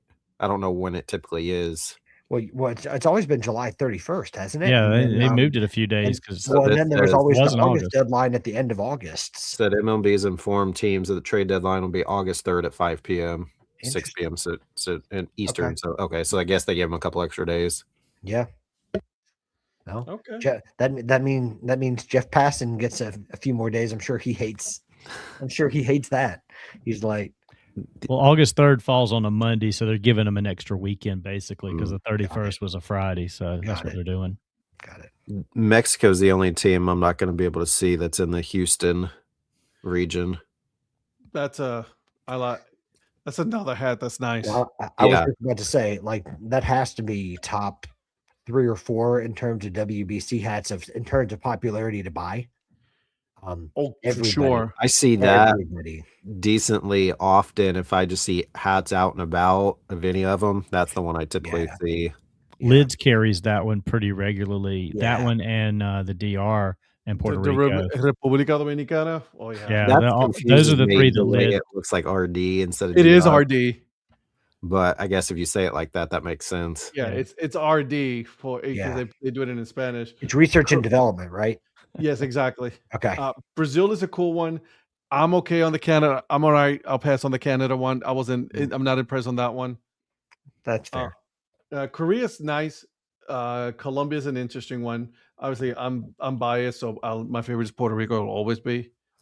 I wish this was 2017, so Paulo Orlando would be on Team Brazil. Oh, what's his name was also. Do what? Wasn't he Kansas City Monarchs? Well, and Kansas City Royals, yeah. He won the World Series. But yeah, he also played for the Monarchs, and that's when I finally got to meet him when he was with the Monarchs. That's the story that I remembered. You and Zach got to meet him. Yep. Got my picture with him and everything. That was my favorite Royal, even though he was only there for 3 years. Australia's is a nice hat. Yeah. I still like Netherlands. I love that crown on the front. I kind of like, yeah. I What about kind of New like Zealand? China with the dragon. Have you seen that one? Yes. Yeah. I like that one. What about Cuba? Cuba. It's just a C. Yeah. What about Doesn't Chinese have a star on it? What about Chinese Taipei? That one was a good one. Chinese Taipei was a good one. I like the Spanish one just because it was a lowercase e. And I was like, ooh, that's different. I like that. España. Great Britain, it's GB. Yeah. Yeah. Did Israel change their hat from the last WBC? Yeah. Yes. Okay. Because Zach, they did. The star is different this time around. what's his last name, Donnie? What? Zach with Zach Rabb. Yeah, he posted it. Yeah, it's different. That's what I thought. That was a really popular one in the last WBC. They were supposed to be this announce time their too. roster, I think, tonight. I think that Israel was announcing their roster, if I remember, sometime tonight. Yeah. Yeah, that is pretty cool with the two-tone star on it. Yeah. Very cool. Well, I know Lids HD came out with like Chrome versions of like Chrome versions of all those, and then I have the Chrome with the flag. What's that? The flag was Chrome. The actual front. The crown was Chrome, and they sold out. At least the hot styles sold out like that. Well, New Era has all of them on. I think stretch fit and the like the 920s, 3930s, and 5950s. I think New Era learned their lesson from the last WBC. I think they completely underproduced. No kidding. WBC hats last time because there was a huge demand for them last time, and I think who was it? Kelly ended up getting like all of them. Yep. So do you think they'll have at the sites then a decent? Oh yeah. I think even if you don't get there till because there's already games being played by the time that. I just didn't know the inventory. New Era is going to have a massive presence there for all of the events, especially in Miami, Houston. They'll definitely have a massive. If I were you, I would. If you're looking to wait to get there and you don't find one there, I mean, it's up to you, obviously. But if there's really one you want, I would get it. Yeah. I mean, that's fine. If I get one while I'm there, that's great. If I don't, that's fine. Whatever. The USA one again, it's so very how bad do you want it? I don't like it. My brother has it, and I'm just like, which one? Do like the USA Eagle or do something. But Lids HD, is that Lids Hats for Donnie? Yes, that's what the HD stands for. Hats for Donnie. It is. Yeah. Yeah. So I mean, I like them. They're nice. It's just he actually owns it. $53, dude, for a fitted. Yeah, that's the thing, bro. That's when I saw that. I'm like, I kind of want Italy just for fun, even though it's not a good hat. But I do like the flags on the side, though. Yeah. Well, if you do anything through Lids HD, I mean, and if you know that you're going to get stuff through them, you might as well do the access pass. I mean, it's when you pay for it, So this guy knew Glenn Campbell since he owns Lids HD. He's like, oh, that's my boy, the Wichita lineman. So he already knew him. Yeah. I don't know, man. That's a lot of money. I was gonna say you're the one that trends with Glenn Campbell. Donnie, if he owns Lids HD. Well, were you partners with Glenn on that, Donnie, or did you? Absolutely. Okay, I figured. Oh yeah. Okay, so WBC, obviously, we're all excited for it. We're gonna be watching that for sure. Excited. We'll talk about that as the games come closer. We're like less than 2 weeks now, technically, away from pitchers and catchers. Mm-hmm. This is exciting. I cannot wait. It's almost there. You can almost smell the grass where they're gonna. I took pictures. You guys saw the pictures of me, this week of me. I was like, it was freezing. It was cold, but I was out there and I was like playing, so I was ready to go. Yeah. My daughter, not so much. She was fully covered. Yeah. I like the batting stance, by the way, Ed. Yeah. Dude, I was like, let's go, kid. Because he almost wanted to throw it at me. I'm like, don't. As a real baseball kid, your aim is not where it needs to be. That would be painful.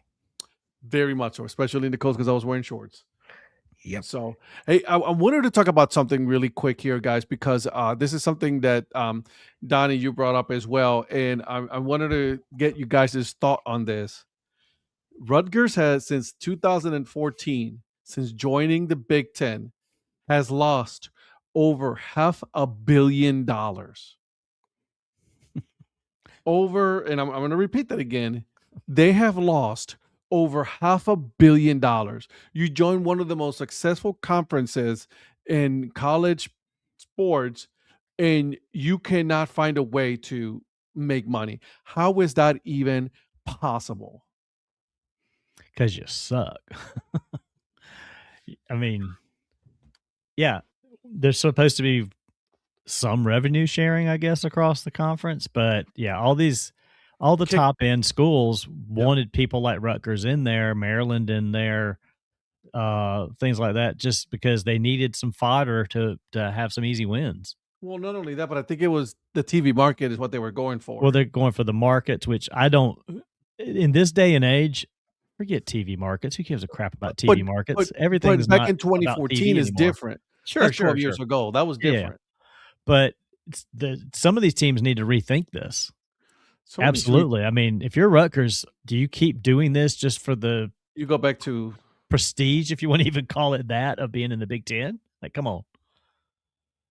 I don't know. Being the red. Wow, he's stealing your material there, Patrick.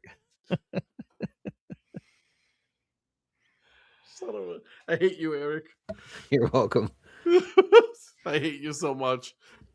Breaking news, guys. Just in, the Cleveland Browns quarterback Shedeur Sanders has been elected to the Pro Football Hall of Fame on the first ballot after receiving 43 of the necessary 40 votes.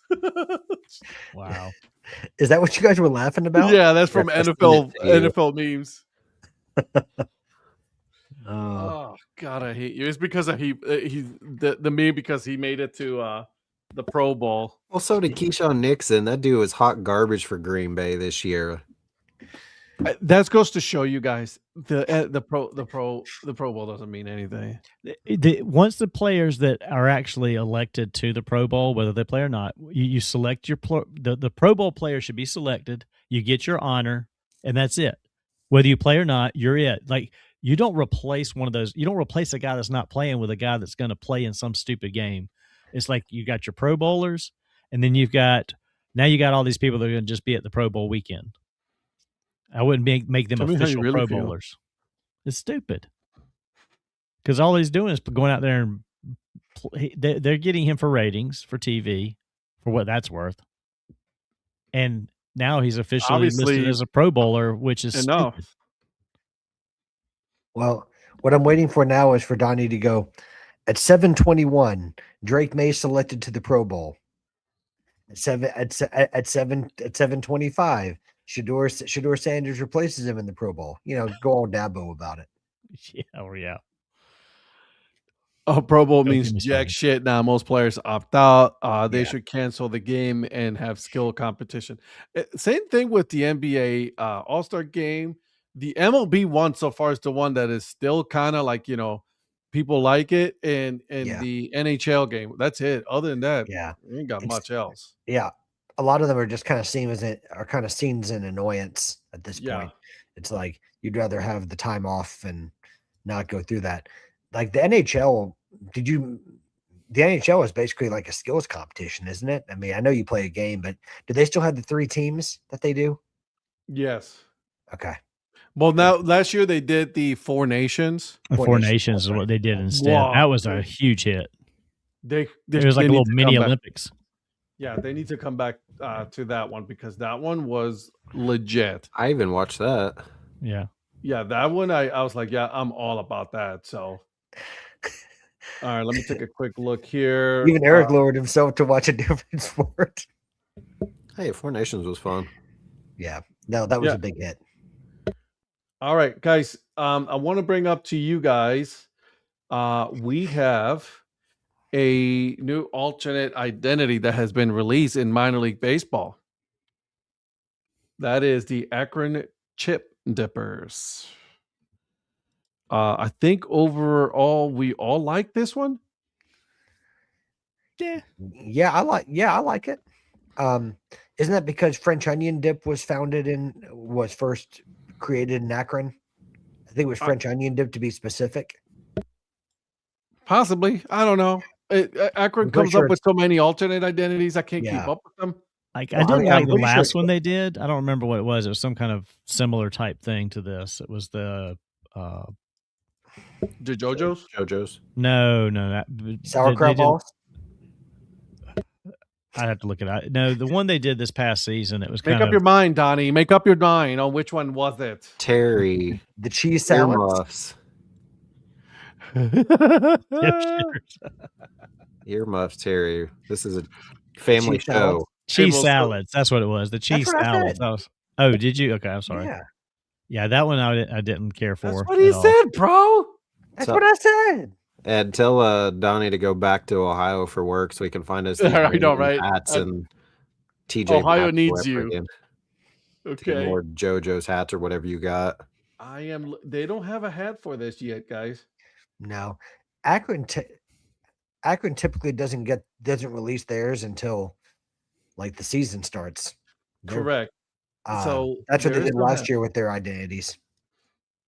I try to look see if they have one. They do not, so I can't show it to you guys. They've got t-shirts. T-shirts and that's it. So it's the Bim Ritter stuff. The Bim Ritter stuff they seem to have, but not 47s, not New Eras, and all that. Nope, nothing yet. So, but what do you guys start? What do you guys think of this logo here? It's overall, What if I was to show you the hat that they have kind of like showing here? Where is it? That's the hat. They have a hat showing here. And is that the ticket offer that they were doing? Correct. It's a gray with a blue brim. It's not bad. I mean, I don't love gray. I don't know if that's on field or if that's just kind of like a souvenir hat, but I've never been a humongous fan of just like gray crowns on hats. That's just me. I don't mind the gray crowns, honestly. It's not that bad. Yeah, I mean, my favorite color that they have in there is that plum or purple or whatever it is that they've got in there. That's the best color in that whole bunch. In your opinion? In my opinion.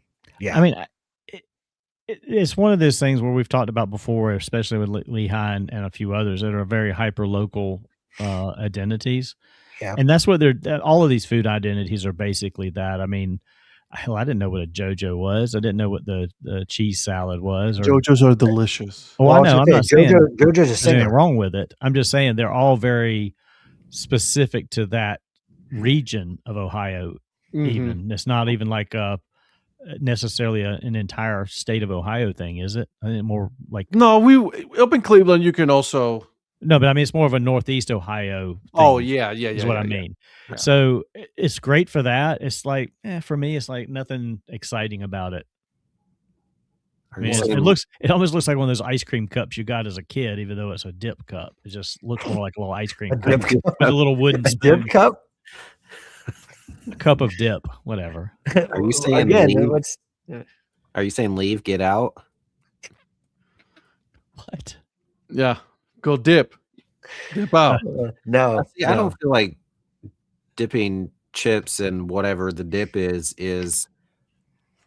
like, how do they claim, unless Patrick, like he's saying that it's the specific French onion or whatever. Otherwise, everybody has chips and dip. I think I read in one of the articles that it was French onion dip, to be specific. I'm pretty sure. You're not really a French onion dip kind of guy. Really? No. I'd go for it. Me too. I mean, I'll eat it if it's there, but oh yeah, I'm not gonna go out of my way. But if it's there, the CFO here, for sure, 100%. So, what type of like chip dip or vegetable dip or whatever it is? Like, what's your favorite? Cheese dip, bro. What? Cheese dip. Cheese dip. But you know what kind of hits is Frito. The chili cheese. No, the refried bean dip. Really? Yes. I'm in on that. So I had one that was like it's like a smokehouse burn ends dip. Tell me more. Yeah. Well, believe it or not, it's like the market side brand at Walmart. It's like a smokehouse burn ends dip. Okay. Pretty good. All right. The white French was the other like one I was trying to think of that they had. Is the white French possibly tied to a similar type thing to the French onion that you're talking about? Because they did the white French 2 seasons ago. Well, the white French was like a is not dressing, dip, though. The white French. No, but is it kind of in that same realm possibly? The white French dressing and like now, Virgil said. So I didn't know that it was my distant cousin JJ. Around 1939, J.J. Lawson started his Lawson Milk Company in Cuyahoga Falls near Akron. As his business expanded, Lawson started offering more products, including his famous French onion chip dip. Mm-hmm. Is that how they say your last name in Boston? Yeah. Lawson. Yes. The popularity you'd be surprised how many people spell it that way. And ironically, when I was growing up, we had a family called the Lawsons that lived 3 houses down from us. So they were the Larsons and then the Lawsons within 3 houses. The popularity of Lawson's chip dip inspired other Ohio companies like Toft Dairy and Smith Dairy to launch their own French onion chip dip through the state. Thought this guy was asleep. Joe, Akron's Copa version of the chip dippers is Tostitos and salsa. That's a good one, Joe. Damn it. That's good, Joe. Over 80 years after chip dip came to Northeast Ohio, no barbecue, picnic, or party is complete in Akron without a creamy bowl of French onion chip dip. I like French onion dip. Does he work for their marketing department? Exactly. I mean, that is pretty good, right? That was, unless he copy and pasted it and then, from there. Hard to be a smoked brick of cream cheese on the pellet grill. Covered with jalapeno jelly. Dip with Fritos or tortilla chips. Nice. Oh, damn, Terry. That's making me hungry now. Terry, are you bringing that baseball around the clock 2026? The next half hour is good. Yes, that. Well, he needs to get the bison Abilene the Abilene cream cheese dippers. So I can see in movie Eric, Dip Wars. Before I forget, just to go back, if you take the refried bean one and you mix it with the cheese and put both those together and then use it, try it next time. Do you eat the refried bean dip cold or warm? Oh, I eat it cold. Yeah, I do too. I eat it cold. Sure. I mean, bean dip. I don't have a pellet grill, but I have charcoal or Blackstone. But I don't know that I'm going to drag it all the way up to campus. Liz says I can see a new movie, Dip Wars. Donnie, do you have a pellet grill? Of course he does. My Traeger, yes. Duh. I mean, it's shame on me. It's not even a thing. I was going to say, shame on me for asking such a dumb ask question. Donnie, how many pellet grills do you have? Well, I was going to ask him how many grills he has, and are there like 3 per level? 3. God damn, bro. Yeah. Well, one of them's a little small one for camp as a tabletop pellet grill. And then I have 2 different Traeger.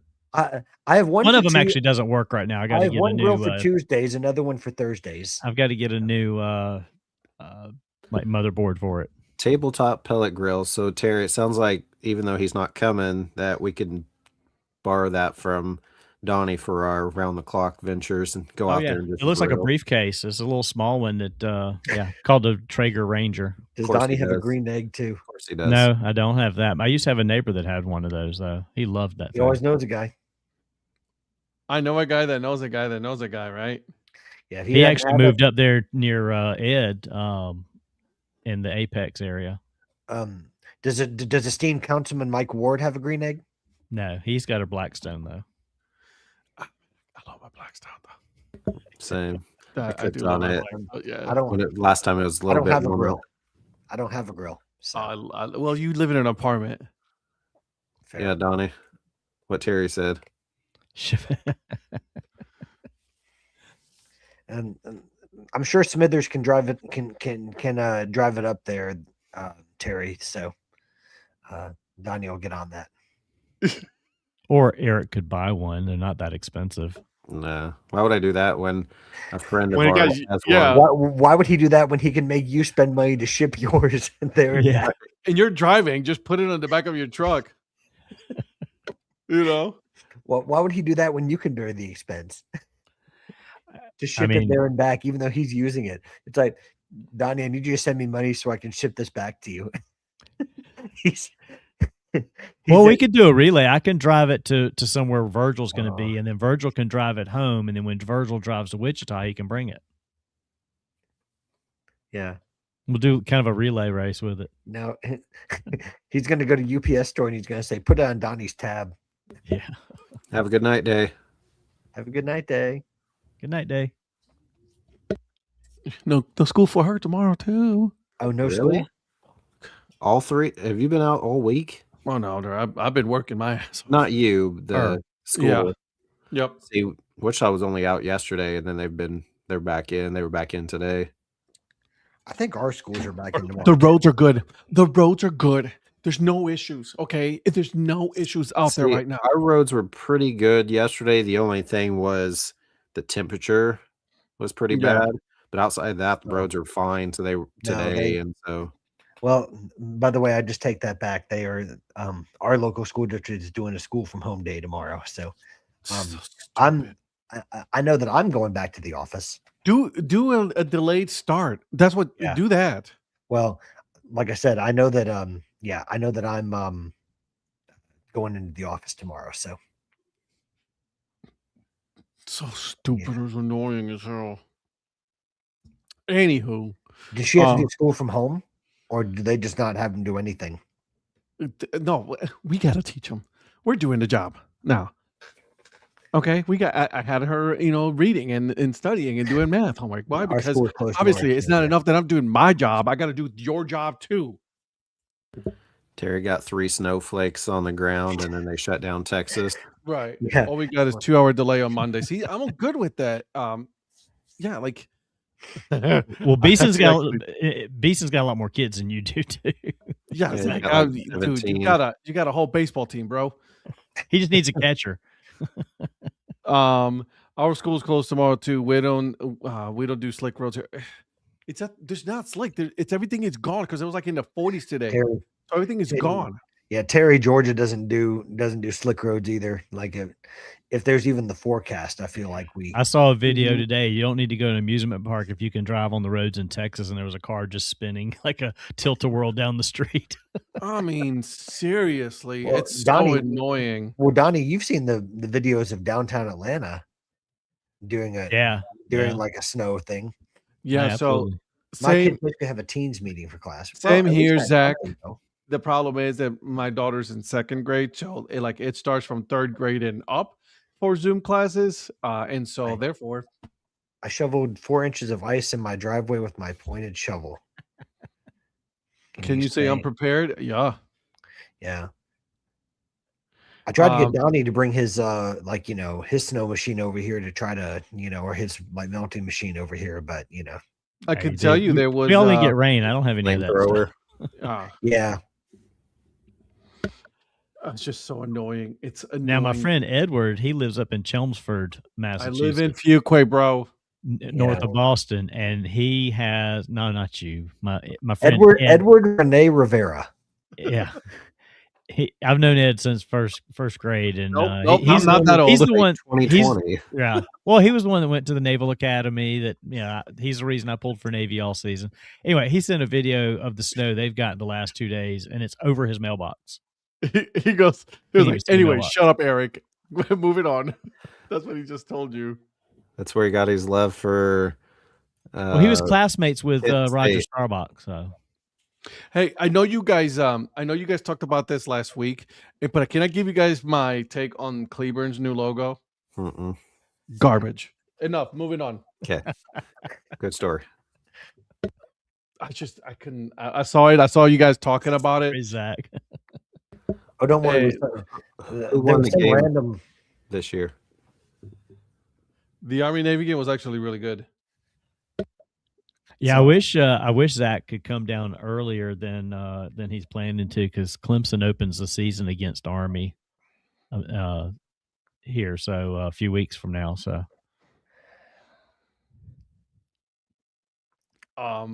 anything else, guys? We're almost at 10. What- We got 20 minutes left. I what know do y'all think Donnie of has the- something to talk about. Well, what do you think of the news today that Bill Belichick did not get in the Hall of Fame on the first ballot? Dude, I already You put- know I he's already pissing told you. people off.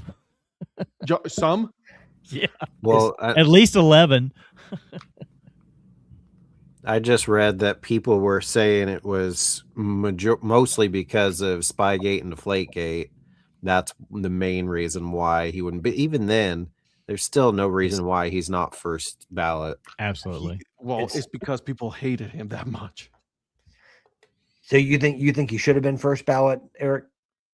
Yeah, I think so. Well, I was gonna say I do too, but like, do you guys think this is almost like that Deflategate and the And the what fact was it? that he was a dick to every single. No, what was it? Spygate and Deflategate. Is that almost like the football version of steroids? Kinda. Well, no, it's more personal than that. It's actually more personal than that. How much can you really get from that, though? Yeah, I'm not saying it's right. I think it's a combination. Yeah. No, I think it and the was fact because that every press conference for 20 he was years a dick to them. We're moving on to Cleveland. Like he never gave them anything, and the thing is, everybody talks about how outside of his press conferences, he was a great conversation and a fun guy, and you never saw that. And I think they're holding that against him, along with the. I was gonna say we're holding press conferences that weren't great against him, but not his on field, or well, he wasn't on the field, but his I think team. it's a combination of all of that. It's a combination of the whole thing. Yeah, I mean, I think he should have been first ballot. Ooh, good question. I don't know. Are the NFL Hall of Fame voters all just media, like the baseball writers for MLB, or is it others? I honestly don't know. You guys heard me saying, I don't know if it was last show or the show before, like if it was last week, but these people feel very, in my opinion, I feel like very self-important, and it's like the way that they vote, they think a lot more of themselves than they really should. Yeah. Yeah, Phil. Shocker, I know, Phil. But I'm gonna blame the MLB ones. I think they're more pendejos than the NFL. I don't agree. Ken Griffey should have been unanimous Hall of Fame, and then he was 3 short. What other names can we use besides on that one? Pendejo. Yeah. What else? I don't know these words. Oh, pendejo is a good one. That's a good one. You can say cabrones. That's a good one. It's okay. It's in Spanish, so you guys can say it. It's all right. Half the people don't understand what I'm saying. I could say another one that's worse, and Zach is probably gonna, spit his drink if I say it. So instead of saying pendejos, you'll say hijo de putas. That's a good one. That's a strong one. And I think that's a good definition of, the voters. What do you think, Zach? I think that's a good one. I know what you said. Eric is like, what did you say? No idea. You don't know? Mm-mm. Me neither. I don't speak Spanish, so sorry. Oh, you guys are the half. Phil. And Lynn, I like that one. But dickwit. Oh my god, I love this. I'll explain it off air. How's that, Eric? All the things my Latina wife calls me. Yeah, so there's a writer from each NFL city, which is 2 New York, 2 LA, obviously. A 33rd representative for the Pro Football Writers of America, 17 at-large delegates voting. That ain't bad. So at least 11 of those did not cast a vote for him because he had to have. He didn't get 40 of the 50. 40 needed of the 50. Do you think it's more difficult to get into the NFL Hall of Fame or the Baseball Hall of Fame? I think it's more difficult for baseball in general. I think there's certain instances where the NFL is harder position wise because they only take one position player at a time, it seems like. Yeah. Maybe on a rare occasion, and there's only so many. Well, and in certain cases, it's almost like to be a wide receiver to get in, unless you're like Randy Moss, or Jerry Rice, it takes a while. Well, I think it's more clear cut in the NFL. I don't think there's as much of the pettiness that you have with the writers. But I also think that statistically, I won't say there's less gray area, but there's with the NFL? With NFL. Okay, there's such a wide range of statistical difference between the Major League Baseball and people. NFL. Yeah. I still think that the threshold is way too high. I mean, true. I'm not saying to lower it so that just anybody can get in. I don't mean to just make it, participation trophies and everybody and their brother gets in. There needs to be a standard, but there are some players that I consider in the NFL. Again, it's a matter of a personal opinion, right? There's people that I would consider to be Hall of Fame worthy, but that the writers have not the voters have not necessarily seen in that light. Well, I think that may be more of a me problem than an NFL problem, but that's, Is it a position issue? Because there are players that come up and it's like, okay, this guy's probably the best player at this position, and then somebody becomes eligible that's clearly a better person at that position for the Hall of Fame. Like, I don't think there's anybody put into the Hall of Fame that you look at and you're like, there's no way that guy was a Hall of Famer. I just think some guys wait longer because they get leapfrogged by a better player that becomes eligible, because they don't put like 4 or 5 receivers in at a time if they've got that many. Well, like, for example, and again, this is just obviously from the team that I like, but is Marvin Harrison in now at this point? I don't think he is, but like there's receivers like Reggie Wayne, Marvin Harrison, and people. Reggie Wayne's in now, I think. No, Reggie Wayne is in. Yeah. Is Reggie Wayne in? I think he got in the last couple of years. Okay, well, I was trying to remember if Marvin Harrison did, because he should. I don't keep up with. I think Marvin Harrison, 2016. Yeah. Okay. Well, anyways, I just remember there were people that I've seen, and I'm like, how in the world are you not in the Hall of Fame yet? Reggie Wayne has been a finalist. That's what I thought. I didn't think he had gotten in. Not been inducted. Okay, so Harrison was who I was thinking was in. Wayne not. I had it back. Reggie Wayne's the one I was thinking of, and I'm like, to me, his numbers are clear that he should be in. But that's, again, I'm a Colts fan, so that's probably one bias. Yeah. But I don't know. But I would have to look at who the last, say, 10 wide receivers since Harrison that were put in were, and see if he deserved it over any of them. And I'm not saying he did. I'm saying that, but that's what makes the Hall of Fame for pro football more difficult, because it's one per position essentially. Yeah. Mm-hmm. Versus the baseball, you could have, in theory, you could have like 3 pitchers and a couple of first. You could have multiple positions. This year, 2 outfielders. Two outfielders. Right. So. My problem with the Baseball Hall of Fame is that the difficulty is in getting over the pompousness of the writers. Yeah. Well, for example, like I'm not saying he deserves to get in necessarily, but the fact that Carlos Delgado was only on the ballot for 1 year because he didn't meet the 5% threshold, I was like, no, that's ridiculous. Yeah. Well, here's the thing. Okay. So again, I'm not saying he deserves to get in. I'm just saying no. Just to even not even be considered the other years. It's just, the problem with the Baseball Hall of Fame is that the writers hold themselves to a standard in their minds that nobody else is holding them to. They have a complex. Yeah, they have a way too much of a complex, right? And it is. Listen, we're not saying that in Major League Baseball it's not hard, because you got a lot more players that play the game than the NFL, right? So it's like it's hard to get in. I get that, but like these guys are like, you talk bad about them one time and they will hold that against you.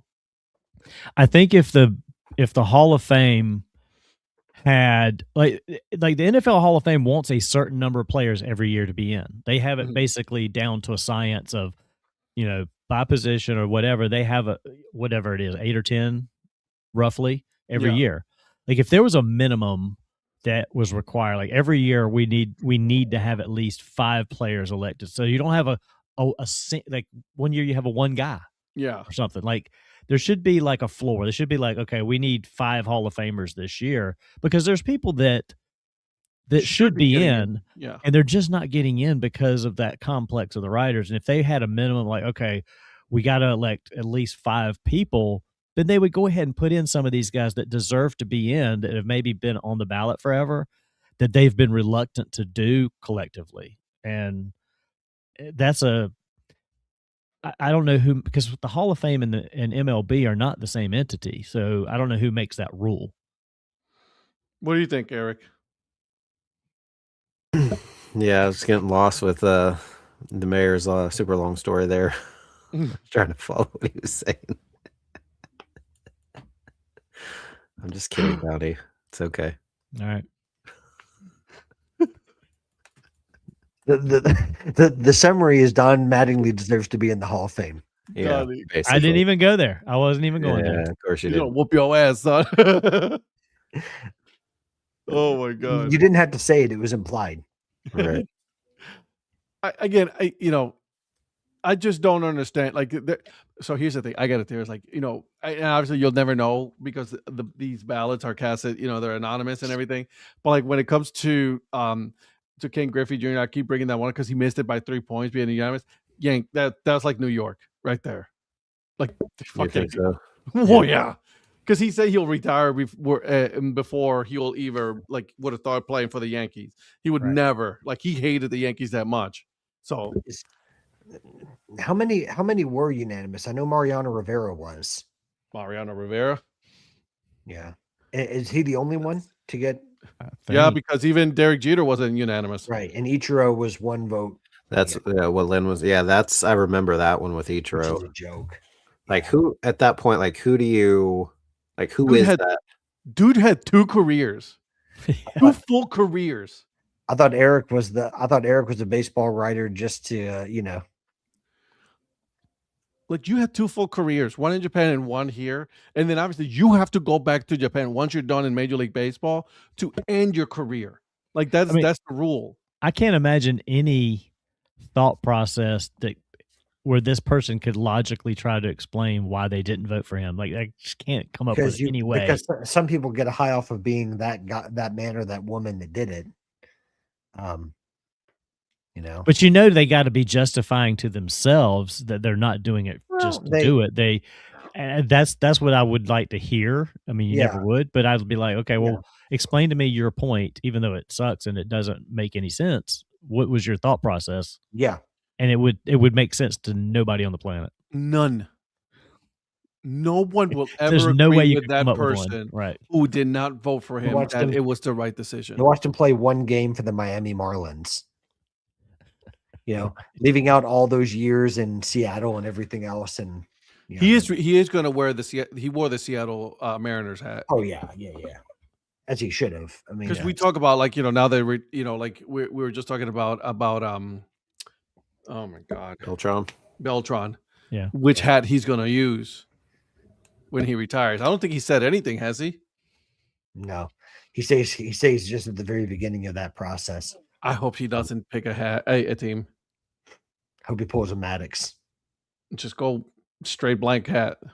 That'd be amazing. Yeah. Well, because I mean, his All-Star years were with the Mets, but he also had a long career with the Royals. I was going to say, I'm not saying this because Eric's on here, but I really do think that those formative years in the Royals set him up for all that. All those All-Star teams that he made. Oh, he's saying that because you're here, Eric. He is so saying that because you're here. That is totally using the word formative years. Really?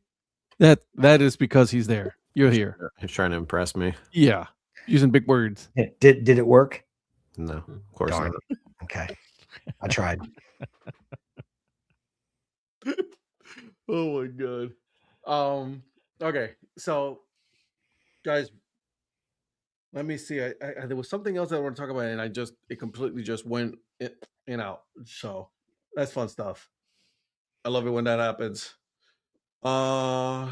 Is there anything else that we haven't discussed today that we haven't covered? Obviously, we're not going to pick any winners or losers for any for the Super Bowl, because obviously we still got a while to go for that. And so there's no point on any of that to be discussed at this point.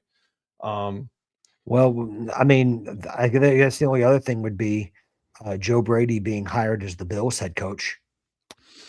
Oh, that's what it was. The Browns. Thank you. Thanks for reminding me.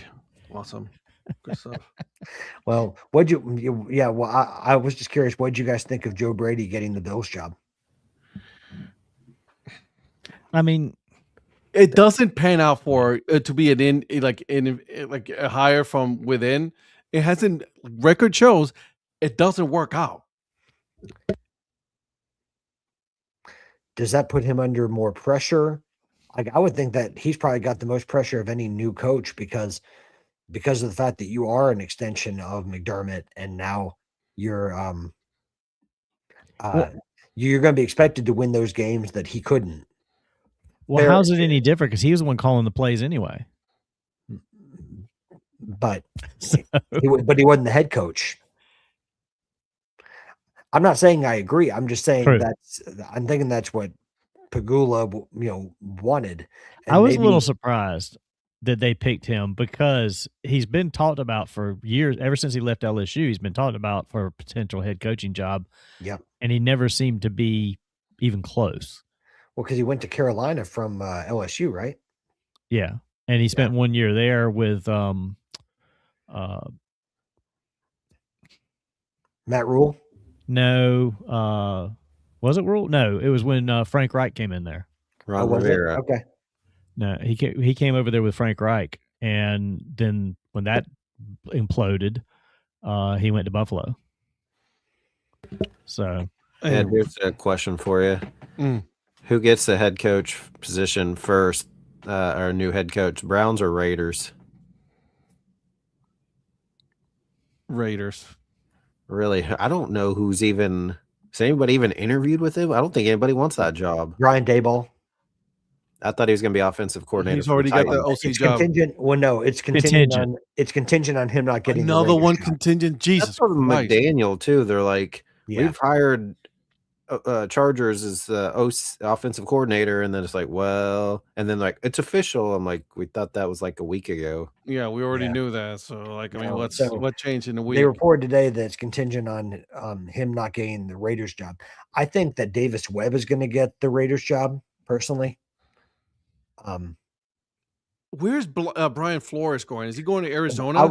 I was just about to ask you what's happened with Brian Flores. With Cleveland, nothing. He didn't want the job. I thought isn't he going back to Minnesota? Well, did you guys see where Mike Pettin, who former was that Green Bay's former coach Mike Pettin? No, sorry, Browns, the former Browns head coach Mike Pettin. Pettin was with us. Yeah. Head coach of the Browns. Well, did you hear what he said about Brian Flores, or what he didn't say? No. What? He was, because he was obviously coaching with him in Minnesota this past year, and he said, "The less I say, the better." He's going to take the high road. So he made it seem like he was not a fan of Brian Flores, which was interesting. I mean he didn't say anything negative about him, but his caution and talking about him made people think. Brian Flores has been a defensive coordinator. Am I correct on that? Yeah. I think that defense has been pretty damn good. Well, he's also got the lawsuit with NFL hanging over him too. Well, I would have do it too. Shit. Absolutely. Well, but there's some owners that are like, we're not going to deal with that. If anything, the Raiders should have hired him because they're like they always go against the grain. Even go against the NFL. Man, I would have hired him in a heartbeat. He would have been a good hire with the Las Vegas Raiders.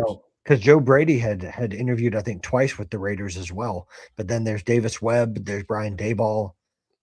They were kind of shopping in the same areas that the Bills were. But none of these teams, you have to do homework. Okay, none of these teams, you have to take a personality test. Okay, not one of those teams. Oh wait, the Browns, and you know who the problem is? The general manager and the owner. They're the problem. I've never seen so many head coach candidates say, "You know what? I'll go back to being an OC or a DC." And because of that reason, I think Nathan Shieldhouse is going to be your next head coach. I'm okay with that. At this point, I'm okay with that. I don't want Schwartz. I don't want Munkin. I don't want an older head coach already. I don't want that. We've been doing the same thing over and over again, and it's just not working out. Bring somebody young that can, grow with the same team. Because at this point, we know that they're not going to win until 2028 when they go to the new stadium. What about Prime? No. Have y'all heard anything about Shula now that the Rams are out getting doing anything? Because I think some people were waiting on him possibly. With that defense, I don't know why you'd want him. True, but I mean his name was tossed around, but it was everybody was waiting till the Rams were out of it. Yeah. I think both he and I haven't heard anything in the last 2 days either. So yeah, well, I think both he and Shieldhouse were two names along with Kubiak. Which obviously I think Kubiak has, because of his success and the Seahawks success, has cost himself a job, because I don't think anyone's going to wait to hire him at this point. But he might be set up for a good job next year, because there's going to be jobs that open up. There is a window for the assistants of the Super Bowl teams to interview. I thought now they couldn't hire him until after the Super Bowl. They could interview him, though. They can interview them. They can interview them? They can't hire them, but they could interview them and make a decision that has to be announced after the Super Bowl. Well, anyways. So they haven't been able to interview them before now either. Yeah, well, they want to. Who knows? Great conversation, boys and girls. This is great. We're going to table this for Thursday, okay, because we got more to come. Before we go, Eric, what you got going on? Johnny and I tomorrow on the Earn Fun Average podcast head back up to Canada. Go into a league that we haven't talked about for quite some time. We have Trevor Curl. He is the broadcaster for the Winnipeg Gold Eyes of the American Association. So doing a little Gold Eyes baseball tomorrow. I love it. Canada's favorite podcast. Oh, Canada, eh? Okay. Mr. Prospector. This week, we're still in the Perfect Game Collegiate Baseball League, and we're still in New York. We're going to be talking about the Auburn Double Days. So I like the double days. Little fact I left out of the video, but I would say it here, so people who are watching, is that Abner the team's named after Abner Doubleday, but he's an Auburn native, so that's the claim to fame for him. He was a Civil War general, but he was also a native of Auburn, New York. So and did not invent baseball. Well, yeah, I mean. Yeah, that's the story that's told, right? So, but the name of the team. So for the rest of it, though, you need to watch. Yeah, hopefully you'll enjoy the video, and comes out tomorrow. All right, Mr. Mayor, anything? Nothing this week, except Sunday going to a Checkers game. Rhonda and I are heading up to Charlotte for that on Sunday afternoon for Chubby's birthday, actually, mascot birthday. I like it. He said that, didn't he? I did. Okay. It just happens to be the game that's Chubby's birthday. No. Yep. You're right. As far as Dad Hat Chronicles podcast, we finished the conversation with Kevin, the merchandise and operations manager for the Columbia Fireflies. Also, my good friend and fellow podcaster, Kelly Baseball, I call him Kelly Baseball, of the Minor League Nerd, is giving us some history on the city of Columbia in baseball. So make sure you guys check that out. It was a really good one. And so, guys, thank you so much. Make sure you guys will tune in on Thursday at 8 p.m. Eastern time. We'll be here. Chevy Checker. And then we will be discussing a little bit more, some little baseball news, some NFL news. We'll talk about a couple other things. But until then, guys, we will see you guys on Thursday at 8 p.m. Have a good night, guys.